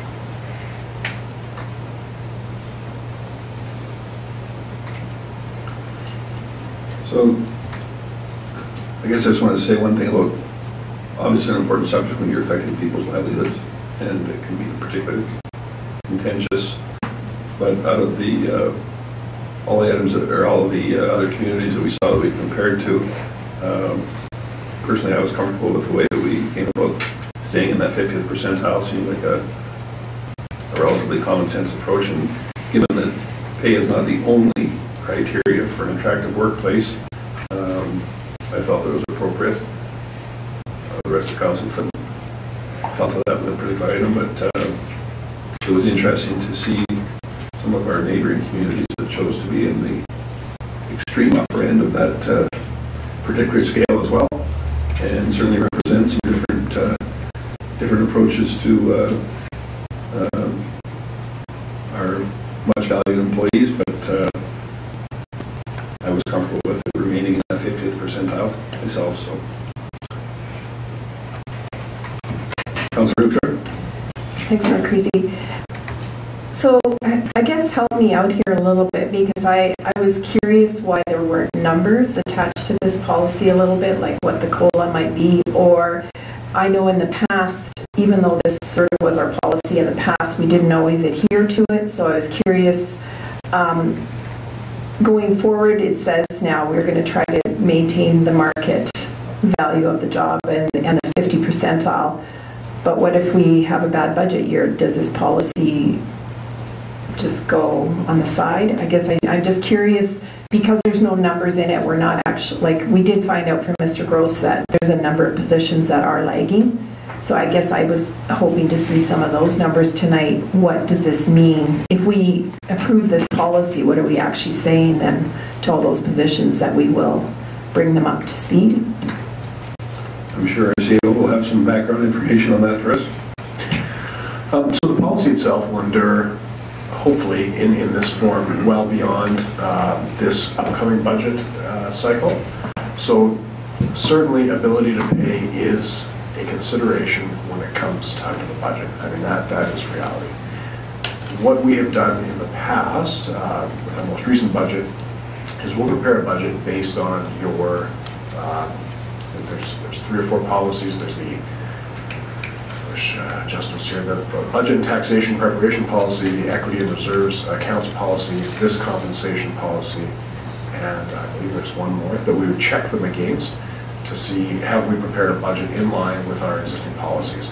If we aren't able to do that, obviously one of your policies or your policy goals is to have a CPI-tied tax rate increase.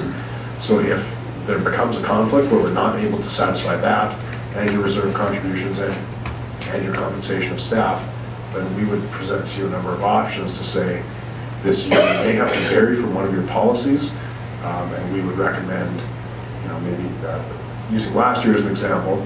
If you recall, we made some recommendations around both a variance of this policy and a variance to our reserve contributions to ensure that you were able to bring in a budget that matched the community's expectations for prudent management.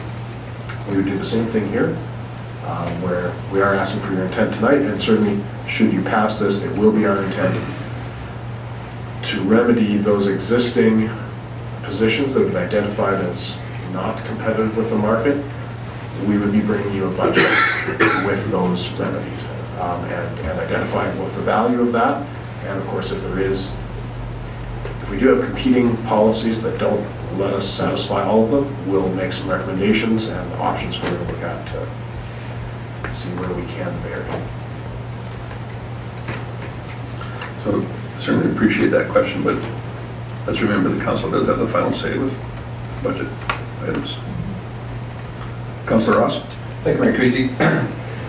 I sometimes have a concern with a 50% percentile as being the average, in all due respect to our administration, but we've had a lot of changes within administration in the past year.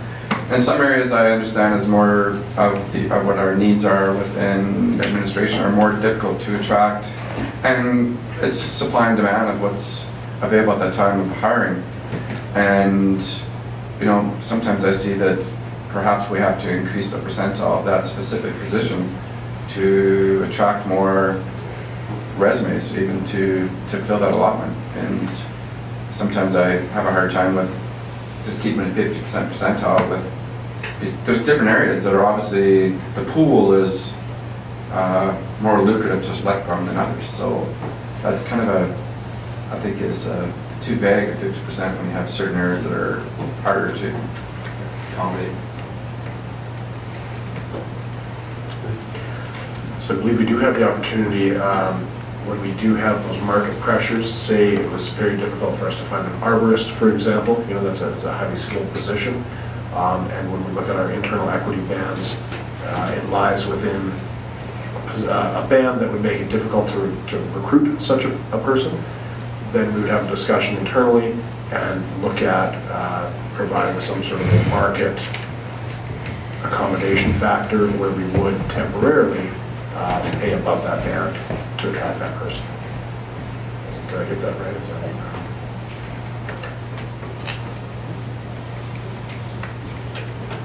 We currently don't have any positions that we're applying any sort of premium to as an attraction bonus. Premium. It's a premium, is what it is. That's the word, absolutely. Yeah. And given that we are operating in that 50th percentile, I think it's a reasonable expectation. Otherwise, there'd be a whole lot of communities out there that were probably suffering from the same type of effects if that were the case. Is that fair to say? Yes.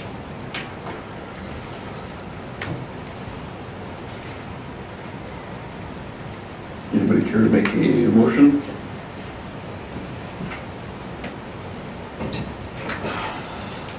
Councillor Gullickson. Thank you, Mayor Creasy. I'll make the motion that council approve the compensation policy effective September 10th, 2018. Thank you for that. Any additional input? Seeing none, I'll call the question. All those in favor? Opposed? Thank you.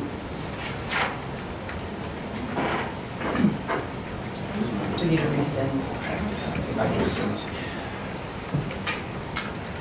Be happy to have somebody turn the light on. Sorry, Councillor Ross. Thank you, Mayor Creasy, and I will do the second part. This says, and council rescind the existing compensation policy 14.123.01.14 effective September 10th, 2018. That was right one. If we keep rescinding all these old policies, we're not going to have a great big length to do like we did earlier this year, so I'm all for that. Everybody knows what we're voting on? All those in favor? Thank you.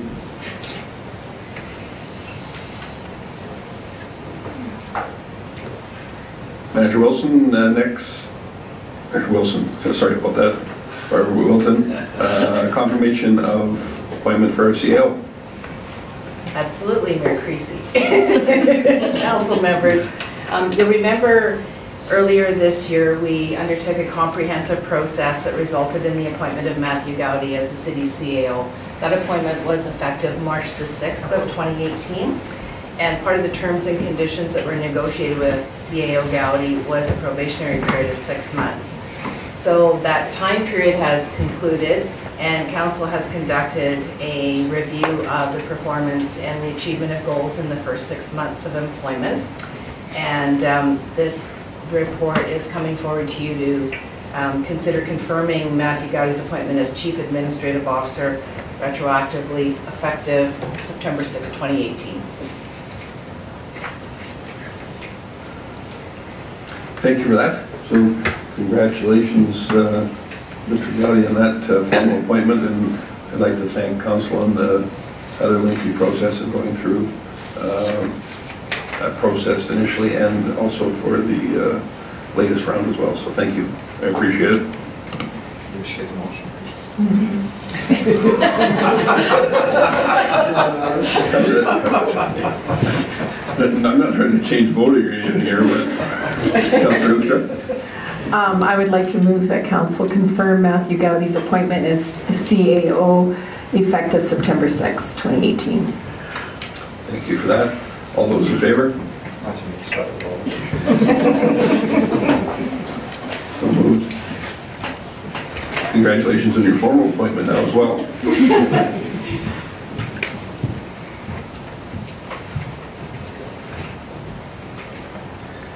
And next up, we've got some council committee appointments. If you care to walk us through that item, please.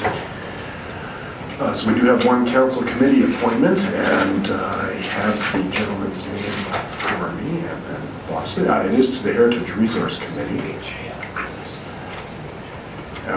And the gentleman has an archaeological background, so I think it's a great fit for the committee. Our recommendation is to appoint Christopher Miles Chikerda for a term ending September 10th, 2022.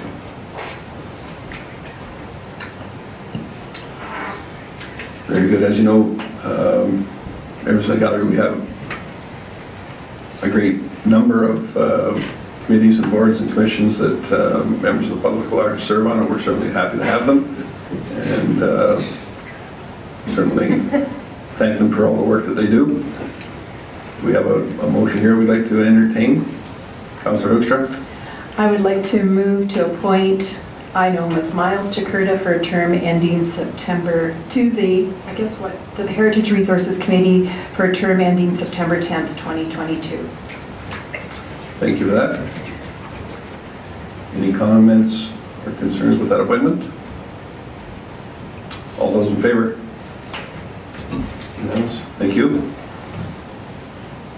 I would add, Mayor Creasy, that we are currently seating 5 volunteers for our various committees. So that ad will be going out again to be advertised for your pending council meeting in October to appoint any applicants to those.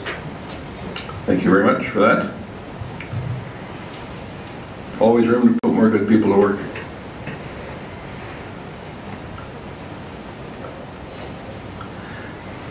And next up, we'll call on Director Vaughn to go through the Lacombe Performing Arts Center request. Thank you, Mayor Creasy and Council. The item before you tonight, administration is seeking council's direction as to your, as how you wish to proceed relative to the presentation that was made at the September 4th committee meeting by the Lacombe Performing Arts Centre Foundation. The group approached council at a committee meeting, which is a meeting format where decisions are not made and direction is not provided, requesting the city consider the purchase of a local church for the purposes to repurpose it for a performing arts center. And so administration is wanting to know how council would like to proceed relative to that request. Administration would be available to work with the group, and the goal of that endeavor would be to create or develop a business plan to provide council with more detail as to how that proposal may occur. This is a process that we've engaged with other community groups like the skate park or LAPA, or there's several groups that come to council looking for assistance, and administration does help them. The kinds of things that we would look at is the potential of grants or revenues, where this might fit in the 10-year capital plan if it was indeed an interest of council to proceed. And those are the kinds of things we would suggest that we could help the group complete. But at this time, a quick review, the Recreation and Culture Master Plan indicates performing arts as an issue within the city. Certainly, the City Council's current strategic plan identifies the arts, supporting the arts and their endeavors. And so the request at this point does align with council, but in order for administration to proceed, we would need council's direction to do so. Thank you, Director Vaughn. Councillor Connick? Thank you, Mayor Creasy. Are there any costs associated with putting this together? I don't believe so. I mean, at this time, I think we would be creating a bit of a pro forma, saying here's how this might go forward, or here's information council would require. Of course, we're thinking about timeliness. The group has mentioned there's an opportunity to purchase a building, which probably has some time boundaries associated with that. But also, council will be deliberating both operational and capital plans in the not too distant future, so we would want to be prepared for that. So I believe that we would use current administrative resources to do this work. We would not be looking at seeking outside help. So with that in mind, I guess I would ask our CAO if in fact our workload is such that administration would be able to dedicate the time required to fulfill the promise of assisting this group. Yes, I mean, we're always have a lot of work, but we can reshuffle. This is one of council's priorities, was to look at this facility in partnership with community groups. Certainly we would want to, with your blessing, put in some effort and do a good job on this. The one thing that I was going to add to Director Vaughn was we would be bringing in our own building codes inspector to do preliminary inspection with the group's permission to take a look at some of those possible issues that Councilor Bollison had brought up. So there is a small cost there, about $350, something like that. That would be the only external cost that we foresee initially taking this initiative. Appreciate that clarification. Councillor Ross? Thank you, Mayor Creasy. So with the possibility of alternative one, would that include the formal business plan as to all the availability of grant applications and grant possibilities to be included in that business plan then? So we have more of a final number, okay, hypothetically this is X amount, but after possible grants, then council's looking at X amount of dollars, so because it could be, it changes significantly, obviously. No, absolutely, and I think that in the brief description that Director Vaughn gave, I believe that will definitely be part of the overall business plan. And I would just add that while we might highlight different sources of revenue, there's never guarantees that you'll receive the grant money. But certainly we can make some assumptions, I think, about potentials. and then identify for council a potential expenditure.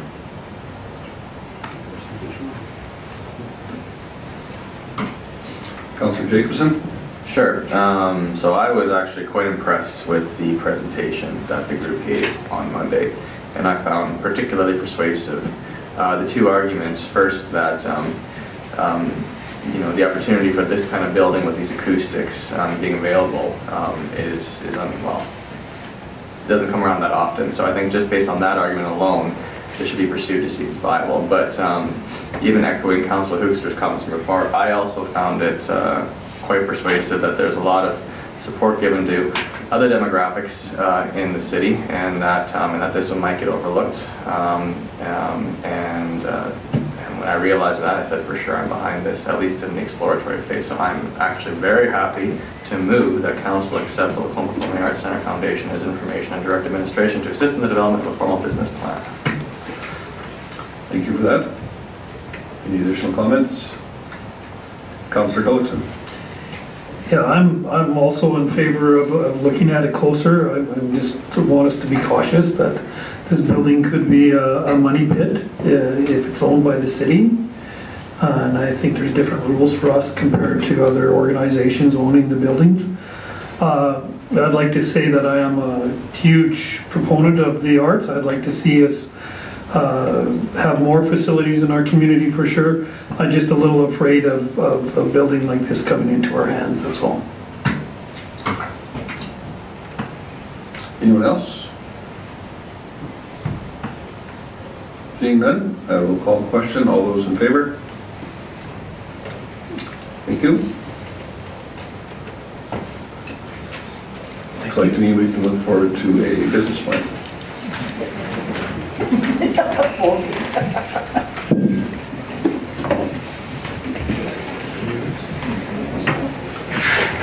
So this time I would ask Director Thompson to enlighten us as to the airport capital runway lighting.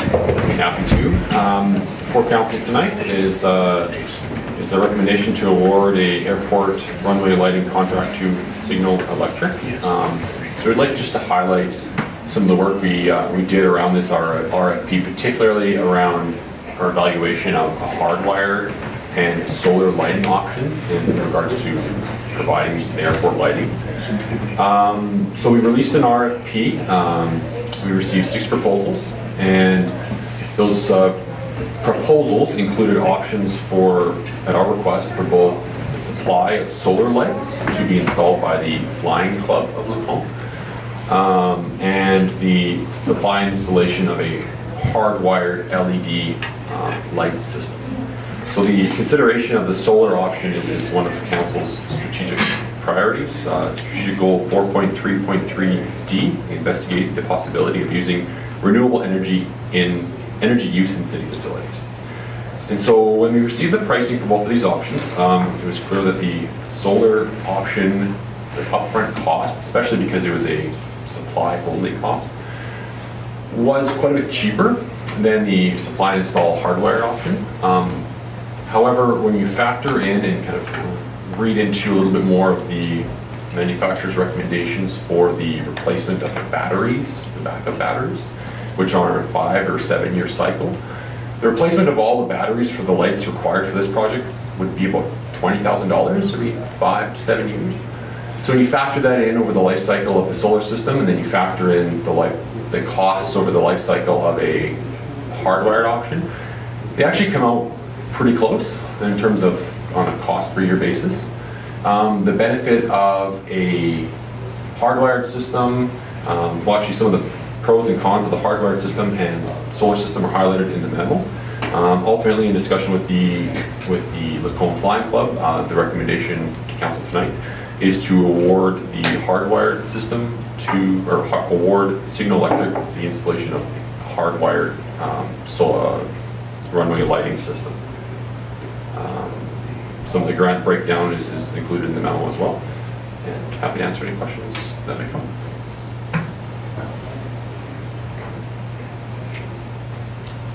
Thanks, Director Thompson.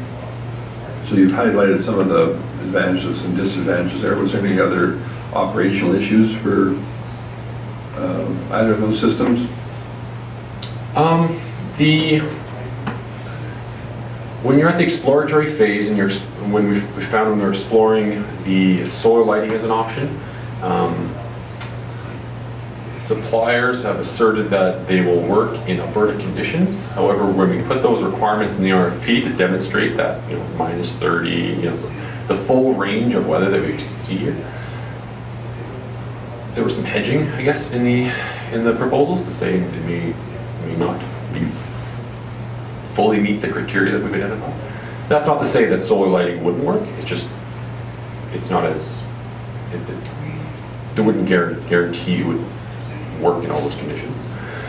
Also, the solar panels they do degrade over time. There is anecdotal evidence that the solar panels will last much longer than their stated life cycle. So if it's a 20-year panel, it will degrade in terms of its efficiency over time. And I think the anecdotal statement is that it'll last much longer than that. You'll just continue to degrade.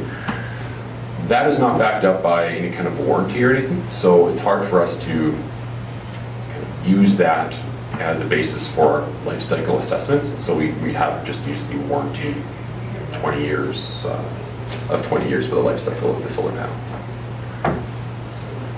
Thank you.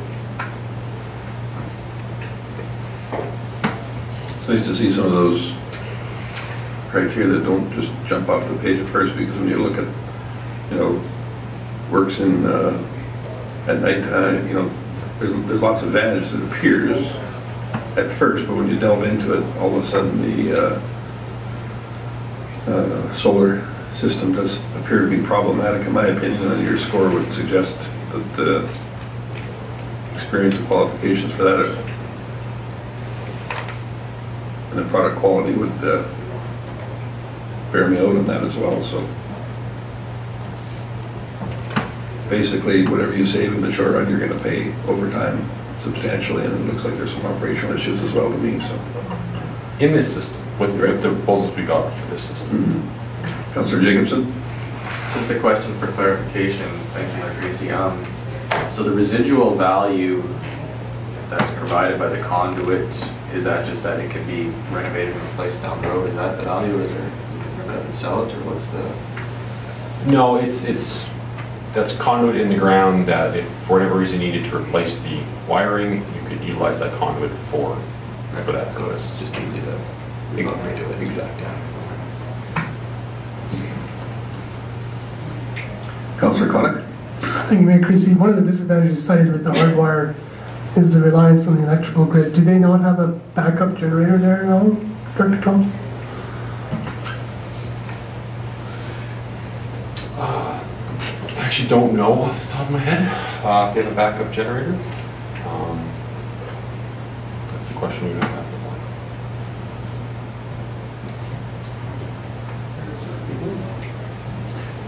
It seems odd to me that given the relatively low power requirements in the LED system, there wouldn't be some sort of an interim battery backup system or something for a certain period of time. So whether it's generator, a battery or something. I don't know if that necessarily changes anything for this evening, but that would be nice to know.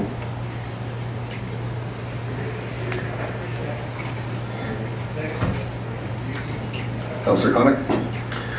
I would so move then that council award the Lacombe Regional Airport runway lighting contract to Signal Electric Limited in the amount of $203,447.92 plus GST for a hardwired LED system.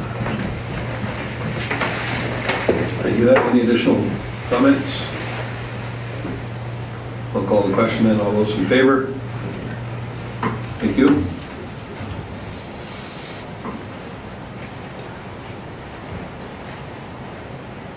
And Director Thompson, next up is the downtown sidewalk replacement. Could you walk us through the item as well, please? Sure.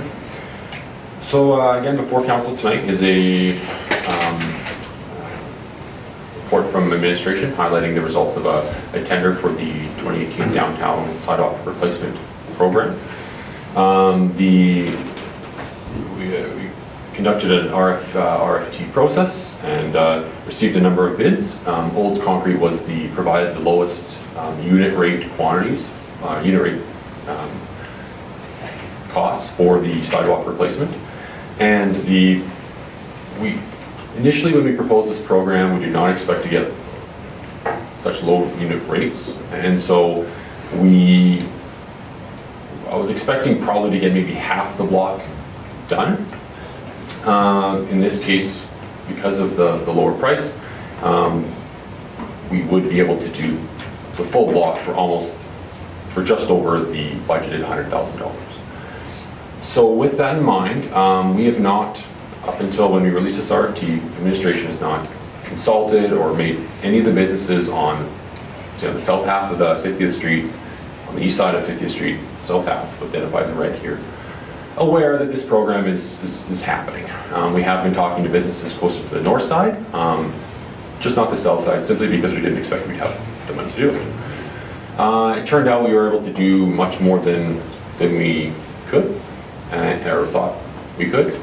And so when we received the tenders, we identified that as an issue, consulted with the downtown businesses, or hand-delivered letters to the businesses along that block.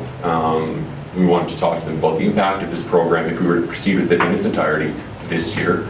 And so based on that feedback, we had proposed in this memo the completion of generally the north half of the work in 2018, and then deferring the south half of the work in 2019,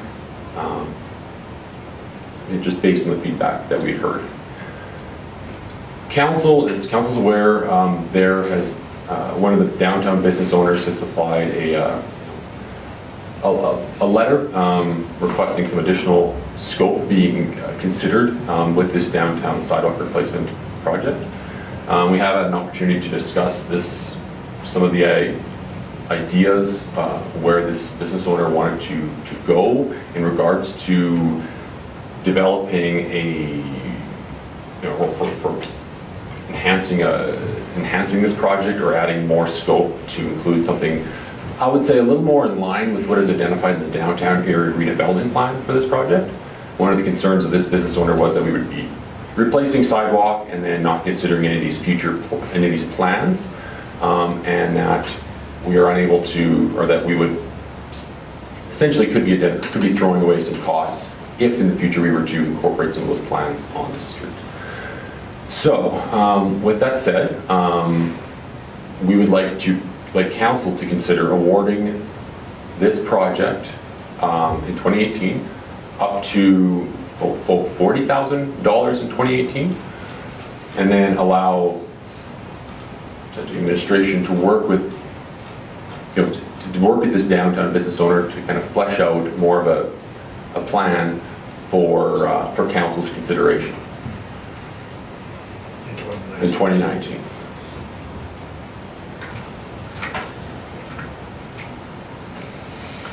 And so just for clarification, then we can break this down. If it was a price per foot or whatever, it's not going to be drastically different if we do a portion or the entire amount that was let out on this RFP. We would have to work with this contractor, but given the pricing that he's given today for only half the block, I don't imagine it would be substantially different than what he's given it if we were to shrink the scope beyond what we've identified here. Very good, thank you. Councillor Ross. Thank you, Mayor Creasy. So I'm meant to understand to have more time to address the concerns of that business. You'd be coming from the south and doing rather than the other way around. Like the way I see it, you have the 60,000 complete in 2018, but you have concerns of a business that you want more time to address his concerns, so then you would do the red section instead of the green one then?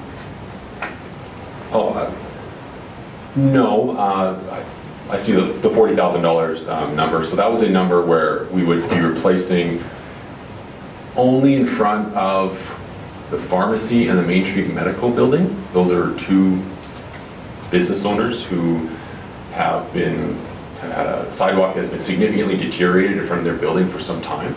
In addition, when that building was built, there was a contribution made by that builder toward the replacement of that sidewalk. So we would propose to replace that section this year, and then leave the rest of the block untouched, and then do this consultation, this work with the business owner. So, Yeah, so a portion of the green from the top down, Yeah, which is the north down, right? The way I took the green included the business of interest. Okay. Which, so, yeah. Councillor Jacobson? I'm just curious, like, so the $40,000 worth of work you're proposing to do, so obviously, or maybe not obviously, but none of that will be done if in fact it's going to conflict with your potential scope of work for this extra work. Is that the case, or this $40,000 work will be done regardless? We are proposing to do this $40,000 worth of work regardless.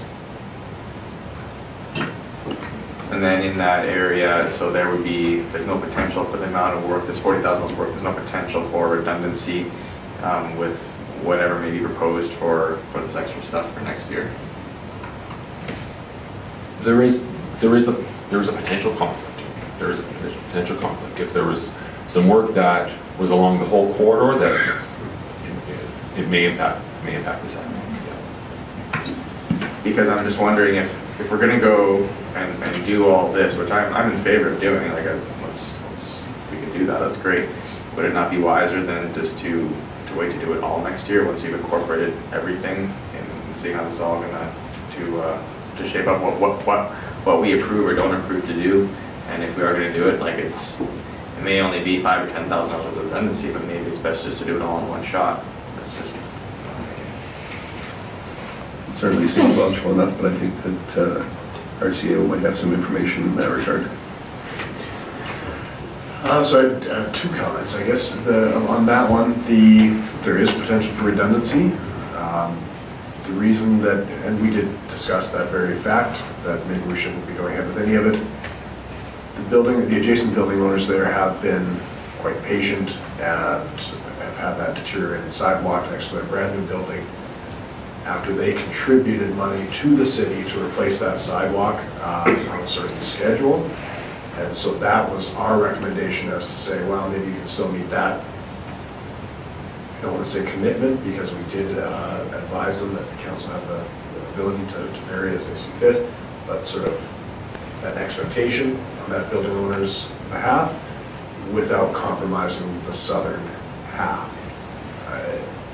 The context being that we didn't get we got the letter that you received at the same time, after we had already completed, obviously, this memo and the tender and all of that, so we're trying to sort of balance that. The other comment is in terms of the funding. If you don't spend the money this year, it's not like it disappears or gets rolled into some pot. We'll roll that over. That funding is from the federal gas tax, so it is funding that can be reallocated, and then we would just add that value to next year's program. Councillor Rocha. Thanks, Mayor Creasy. I did speak with this business owner, and what he's suggesting is basically beautifying that whole street, but you know about his proposal. But wouldn't we look foolish if we put in a chunk of sidewalk and then had to rip it up to potentially do some of the things that he is suggesting, which make a lot of sense, or putting in bike racks or whatnot? I guess, could we not appeal to these other two business owners or a group of business owners to wait 6 more months? Like, I don't know. I just think the city, we would get criticized very heavily if we put in a nice $40,000 sidewalk and then nicely ripped it up again to make a beautiful street. I really would have a hard time defending that order of business. CAO Cowdy? So the only thing I will say, yes, that would be very embarrassing. I agree. The $40,000 sidewalk, it sounds like a lot. Beautifying that street will be orders of magnitude beyond that.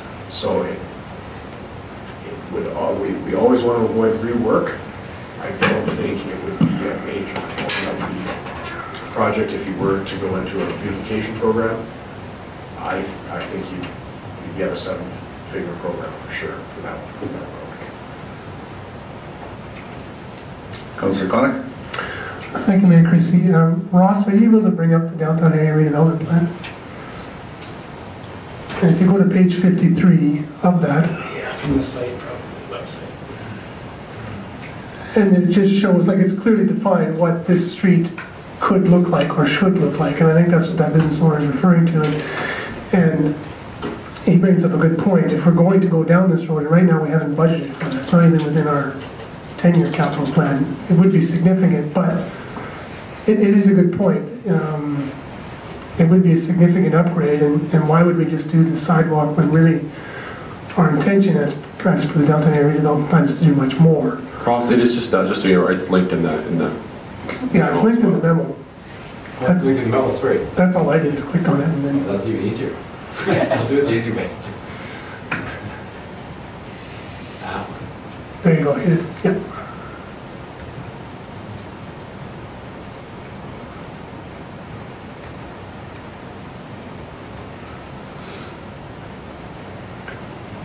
I just think it helps that you bring it up, you can see a visual, and then you can see what he's, yeah, right there. It's right there, actually, that's it right there. It's on page 53 as well, but that's Nanton Street, but,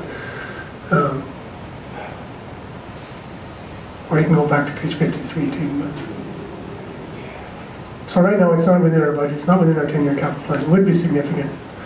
But he does make a good point that why would we do this now? And I guess CEO Gowdy's alluded to why. You know, it bears, yeah, it's right there, yeah, it's right there. Oh, that's the back alley, sorry, a little bit higher, yeah, a little bit higher. Yeah, there it is. I mean, that would be tremendous, but that's more than $40,000.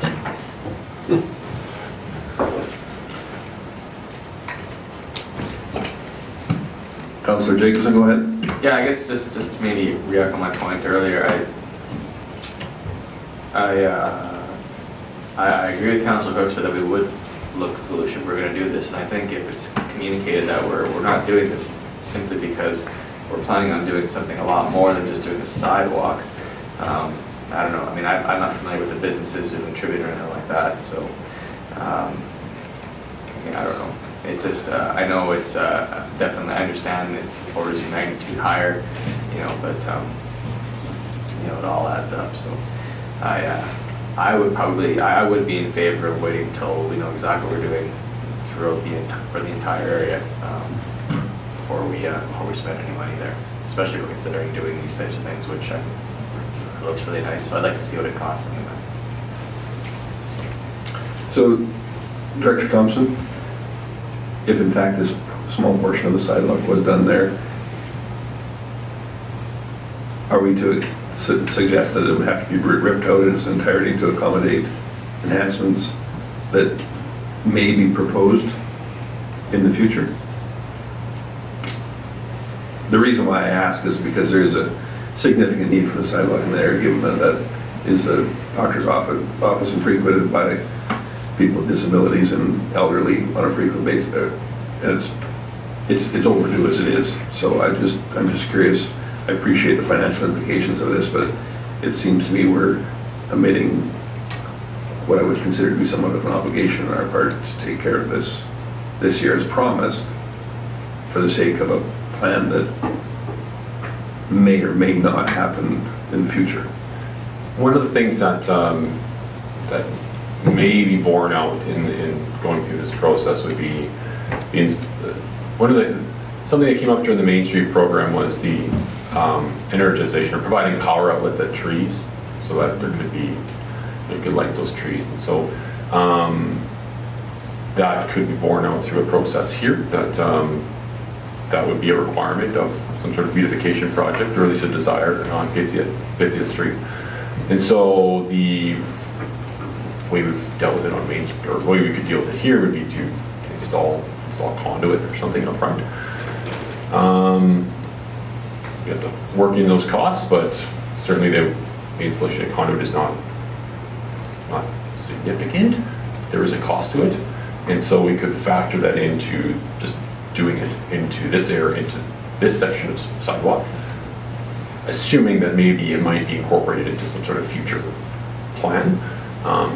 But in terms of having specific use for that right now, we just wouldn't really have it. It would just be in the sidewalk to be tapped in and assume it might be used for trees, it might be used for something else. But that's one way we could, I guess, mitigate the risk of ripping up the sidewalk in the future, if and when there's more details around this plan that are adopted. Because that was the one portion of the proposed ideas that would significantly impact having to remove the existing sidewalk. So if that was done, then that would take care of the big future consideration for possible removal. I mean, conduit is really kind of expensive. We're not talking about a huge distance here. Is that fair to say? It's not a huge distance, so I don't expect the cost to be significant. Councillor Hibbs? Thank you, Mayor Creasy. So in reference to that letter, like I think we're getting a little bit ahead of ourselves when we're talking about this redevelopment plan, because that to me was not what he was suggesting. He was bringing that to our attention to say, hey, this was something that was on the city's radar, and you know there was a plan, and you know obviously in future it'd be nice if that happens. But I didn't read that into the letter we received.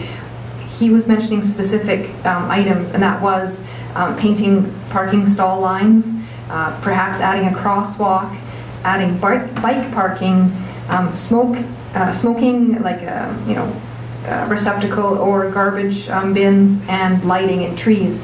And in regards to putting in a sidewalk, to me the only one that really stands out, we've already just talked about, is putting in conduit so that you are prepared to do that. I would definitely speak in favor of getting that small section at the very north end of this area done. I walked that, I walk it all the time, we all do, I'm sure, but I walked it recently again, really paying attention to what that sidewalk looks like on that side of the street, and that's an absolute nightmare, especially in the winter when it gets icy and you've got maybe water pooling and it'll freeze up, and I really don't think that we should be holding off on that one small section. I do agree that we do a smaller piece of that and address the real problem area this year, putting in perhaps a conduit to allow for that electrification. That's what I would definitely speak in favor of. And yeah, and not get, we can certainly look, I think, at maybe that development plan, and perhaps that's down the road, but that is going to be a significant budgetary impact. And I really don't think that that's something that's a high priority at this time. So I don't want to make it seem like, well, that's what we have to do, that's the other option. I think what the letter was proposing was a far, scaled down version of these are the specific items that I'd like to see addressed, and I don't think that those are huge dollar values. Thank you. Councillor Connick. Thank you, Mayor Creasy. Just my question to Director Thompson. In the redevelopment, Northern Area redevelopment plan, the width of the sidewalk on that side, on the east side, is it comparable to the width that's being proposed for this section? I guess you probably don't even have, the exact measurements, I'm supposing, but I'm just wondering. I agree, I'm not disagreeing with Councillor Hibbs, I agree it needs to be done. I think we all agree that's a crappy piece of sidewalk there, but again, to Councillor Hoekstra's comments, we don't want to put this in and then we find that 3 years down the road we're going to do this. And if we just simply made it a little wider when we did this, we wouldn't have to rip that section up, so to speak. But can you even speak to those measurements or no? I don't think the downtown area redevelopment plan actually has specific measurements on the sidewalk width. Certainly it speaks to enhancing the pedestrian experience, and then looking at the illustrations, it does depict a sidewalk that appears to be much wider. One of the concerns with widening it now, there's hardly any room to do that. Like the center with the angled parking on one side of the street, if we were to widen that sidewalk any further, then the actual drive lanes would be even tighter than they are now.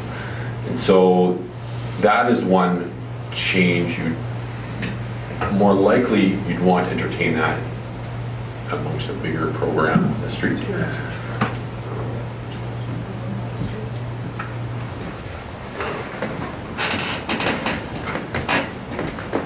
Councillor Gullickson.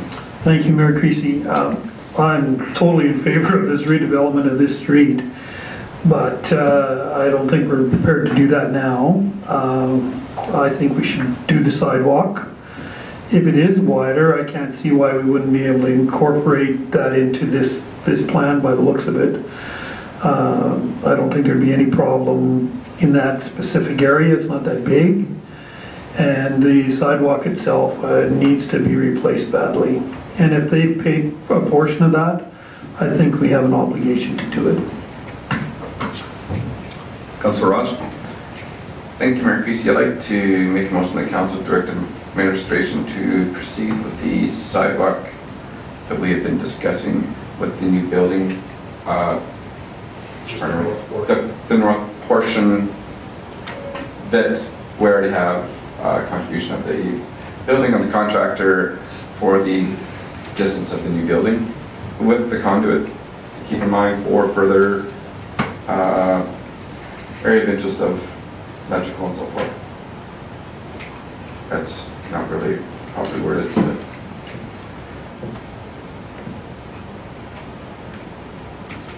just give our legislative coordinator a second here to key that in.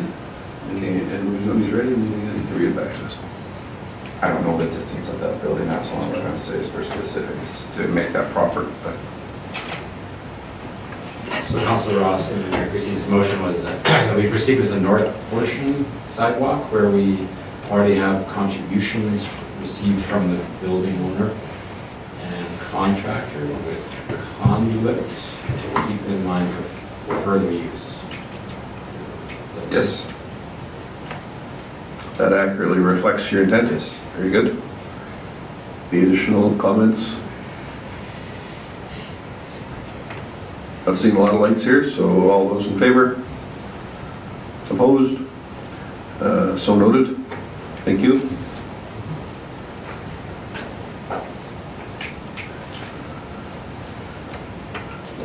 Break time or reports first? There is a second portion. What's that?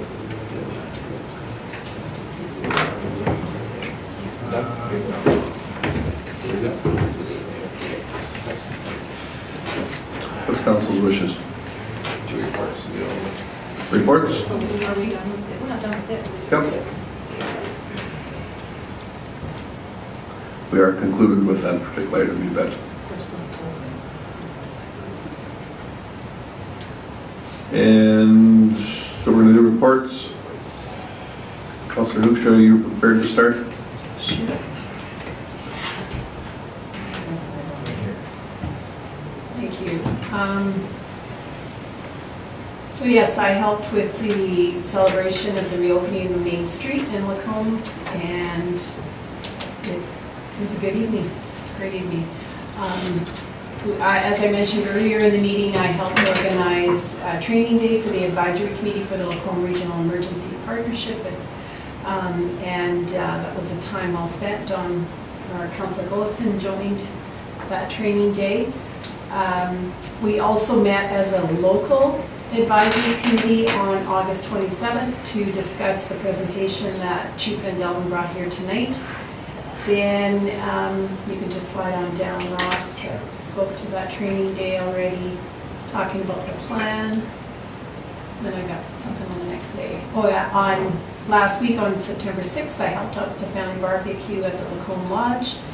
And then I was going to add, before citizen engagement, Rikabetsu committee met and Councillor Connick went on my behalf. But just as information for all of you, we have a Japanese delegation coming on September 20th to 24th-ish. Am I kind of right there, Councillor Connick? Yeah. And the students and the adults are billeted around town. If you see them, certainly try to engage with them. There will be a banquet on the evening of, let me say, the 25th, the night before AUMA, right? That's right. And you've been invited. And then just lastly, tons of citizen engagement for the summer regarding everything cannabis and everything borrowing. And yeah, I just thought I would say I heard a lot of comments, but only had 2 in favor of the borrowing bylaw. So that's my report. Thank you, Councillor Ross. Attended the Culture and Tourism meeting, discussed budget, upcoming Culture and Harvest Festivals in September. We also had further discussions on the possibility of merging the Chamber building to increase some office space. Currently, Culture and Tourism pays $30,000 a year rent for the Flatiron building. Some feedback amongst a couple of the business persons on our committee is I think if we're going to be proactive to have a clean community week went in the media in terms of cleanliness of back alleys and so forth, that I think we'll be very proactive to provide some concrete aggregate garbage containers throughout downtown, and in my opinion even between Winks and the high school and Winks and junior high, or the Christian school, sorry. I think that would be quite proactive to, it kind of promotes, I think we've got to provide some due diligence. Also, the tourist traffic volume numbers were very significantly far more positive. A lot of positive comments towards downtown revitalization of our historic sites and murals. Yeah, and echo also a few people saying how bike stands would, because of the amount of our walk and pass and bike pass, to another option too. Also disappointed in the Historical Society. They received an additional $10,000 in city budget funding last year, but their venues were closed Monday and Tuesday throughout the summer. So that was quite disappointing. That was brought up at the Culture and Tourism meeting as well. So that was kind of expressed from some of the tourists that came in during the week, that them venues were not open to access to tourists in Lacombe.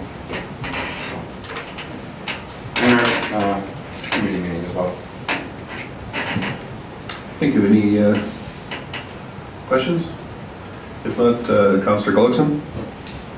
Just attended Lacombe's meeting, finalizing the final numbers, and looked at what should be done for next year, and we did some brainstorming. It was, I thought it was a good meeting. Hopefully some of these numbers have got back to the city now for you to take a look at. Attended an emergency advisory meeting. This meeting gave me some insight into how the process will work if we have to deal with an emergency in Lacombe. I found it very informative, and I think we're heading in the right direction with our good chairperson leading us. And then I did attend emergency management training, which I also found very informative, and a municipal planning commission meeting with a number of items on the agenda, including the new master plan for the Cannabis group up in the north end of our community, and a few other things, a home-based business, a garden suite, and approval of a renovation to a downtown business. Thanks, Councillor Gullickson. Any questions? Councillor Hoekstra, go ahead. Thank you. Not a question. I think what the credit has to go to with the emergency planning in this area is our 2 chiefs, Drayton in the county and Van Delden here in the city. They are definitely, they have a new lens on the whole way we're responding, so we are indebted to them. Thank you. Councillor Jacobson.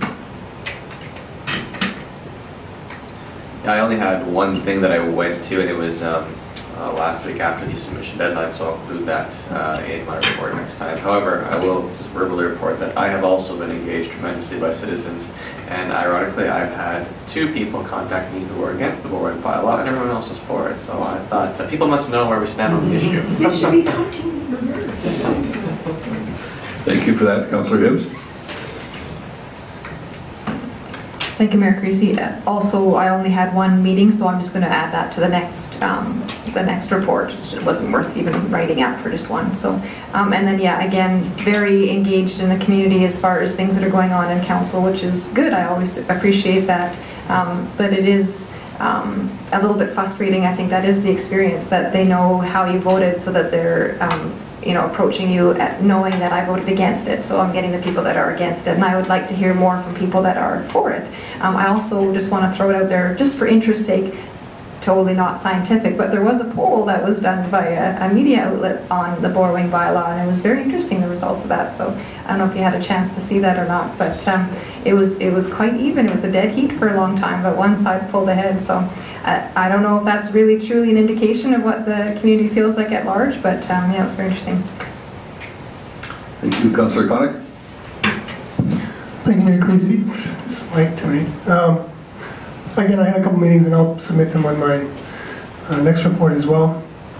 But I'll further some comments on this end about the borrowing bylaw. And again, mostly positive in my end, and those that have been negative, I've certainly been able to persuade to the merits of the idea. So, but I did want to, as we're talking about polls, again, I just would allude the Lacombe Chamber of Commerce survey that they did, that the vast majority wanted more businesses to come to Lacombe. Thank you. My report is there before you. I did have a few engagements, certainly a lot of citizen consultation as well. Oddly enough, I did experience people for and against the borrowing bylaw. I would suggest probably, there again, not scientifically, probably 2 to 3 times as many in favor of as opposed, but certainly lots of opinions on both sides, so that was interesting. Middle of August, I attended the Gordon Bamford Foundation Charity Golf Classic along with our CAO and our spouses as well. Very enjoyable event. It was interesting to see how that fundraiser has blossomed from its origin some 11 years ago here in our city into what it is now. It was quite the event. I think probably, I forget was it 900 people? There was a lot of people there. It was a big event, and as you can see from the numbers there, certainly a great deal of funds raised, and Gord's foundation sees that the funds are directed towards children oriented community organizations across Canada, certainly of which Lacombe has benefited greatly. And I've listed a few there that have been the fortunate recipients of substantial amounts of funds and encouragement from that organization, specifically Big Brothers Big Sisters, several minor sports teams, which I didn't name them all individually, and certainly the Lacombe Accessible Playground Society, and hopefully there will be many more in the future. Another fundraiser there, not specifically a city-related one, but certainly there too, alongside Councillor Hibbs as well, to support those members of our community who are out to do what they can to help a friend along in a very dear time of need. And some developer meetings there. The reason I listed those, along with Councillor Jacobson, one individual we met with went through specific items that have to do with bylaw issues that felt there was significant room for improving, and given that those are going to be on the agenda here in the not too distant future, I think it was appropriate that we spent some time at his request to go over some of the specifics that would help streamline some development related issues. So yeah, it was very interesting, and certainly those will be coming forward in the not too distant future. Some business openings both in town and on our perimeter. The outside of town for the inaugural harness racing day. Stopped by there for a short period of time. Very enjoyable, and they've certainly done a tremendous job with improving that facility, and certainly wish them all the best. Within the city limits, the new Snap Fitness located in English Estates Mall. Thank you, English Estates Mall, just south of Co-op, former pharmacy there. Very, very good job that they've done there, and certainly had some amenities that I think that people are going to find to their liking. Child services and change rooms and showers and things like that were not available at the previous facility. So certainly wish them all the best as well. Local couple, that heads up that business. We appreciate their support as well. And then sod turning event for the Alberta Health Services Community Health Care Center. The address is there on 46th Street. I'm going to suggest that it's probably easier to tell people it's just south of the Bottle Depot, because I had several members of the public ask me, where on earth is this at? So certainly pleased to show up there and help kick off the sod turning event for that. And I think that's going to bring a significant improvement in healthcare services, having all those supports for area residents all under one roof. And I think that I'm told that we can expect that to be completed in that 16 to 18 month range. So that'll be a significant addition to our community, and look forward to that, and hopefully it'll spawn some additional commercial development in that immediate area as well. And that's, I think, all that I had on my report, other than the ones I won't go over with the NPC and whatnot, that the same as Councillor Hillickson's. So I think we'll take a short recess. I've got 7:40. Let's come back here at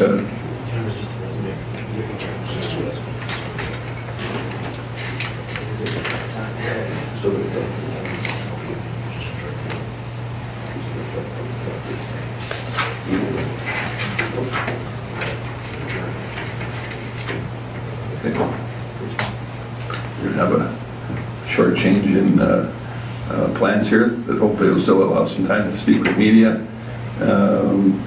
Was there anything further that anybody wanted to go over? If not, I will entertain a motion. Councillor Hoekstra, go ahead. I make a motion to adjourn the meeting at 7:42 p.m. Thank you very much.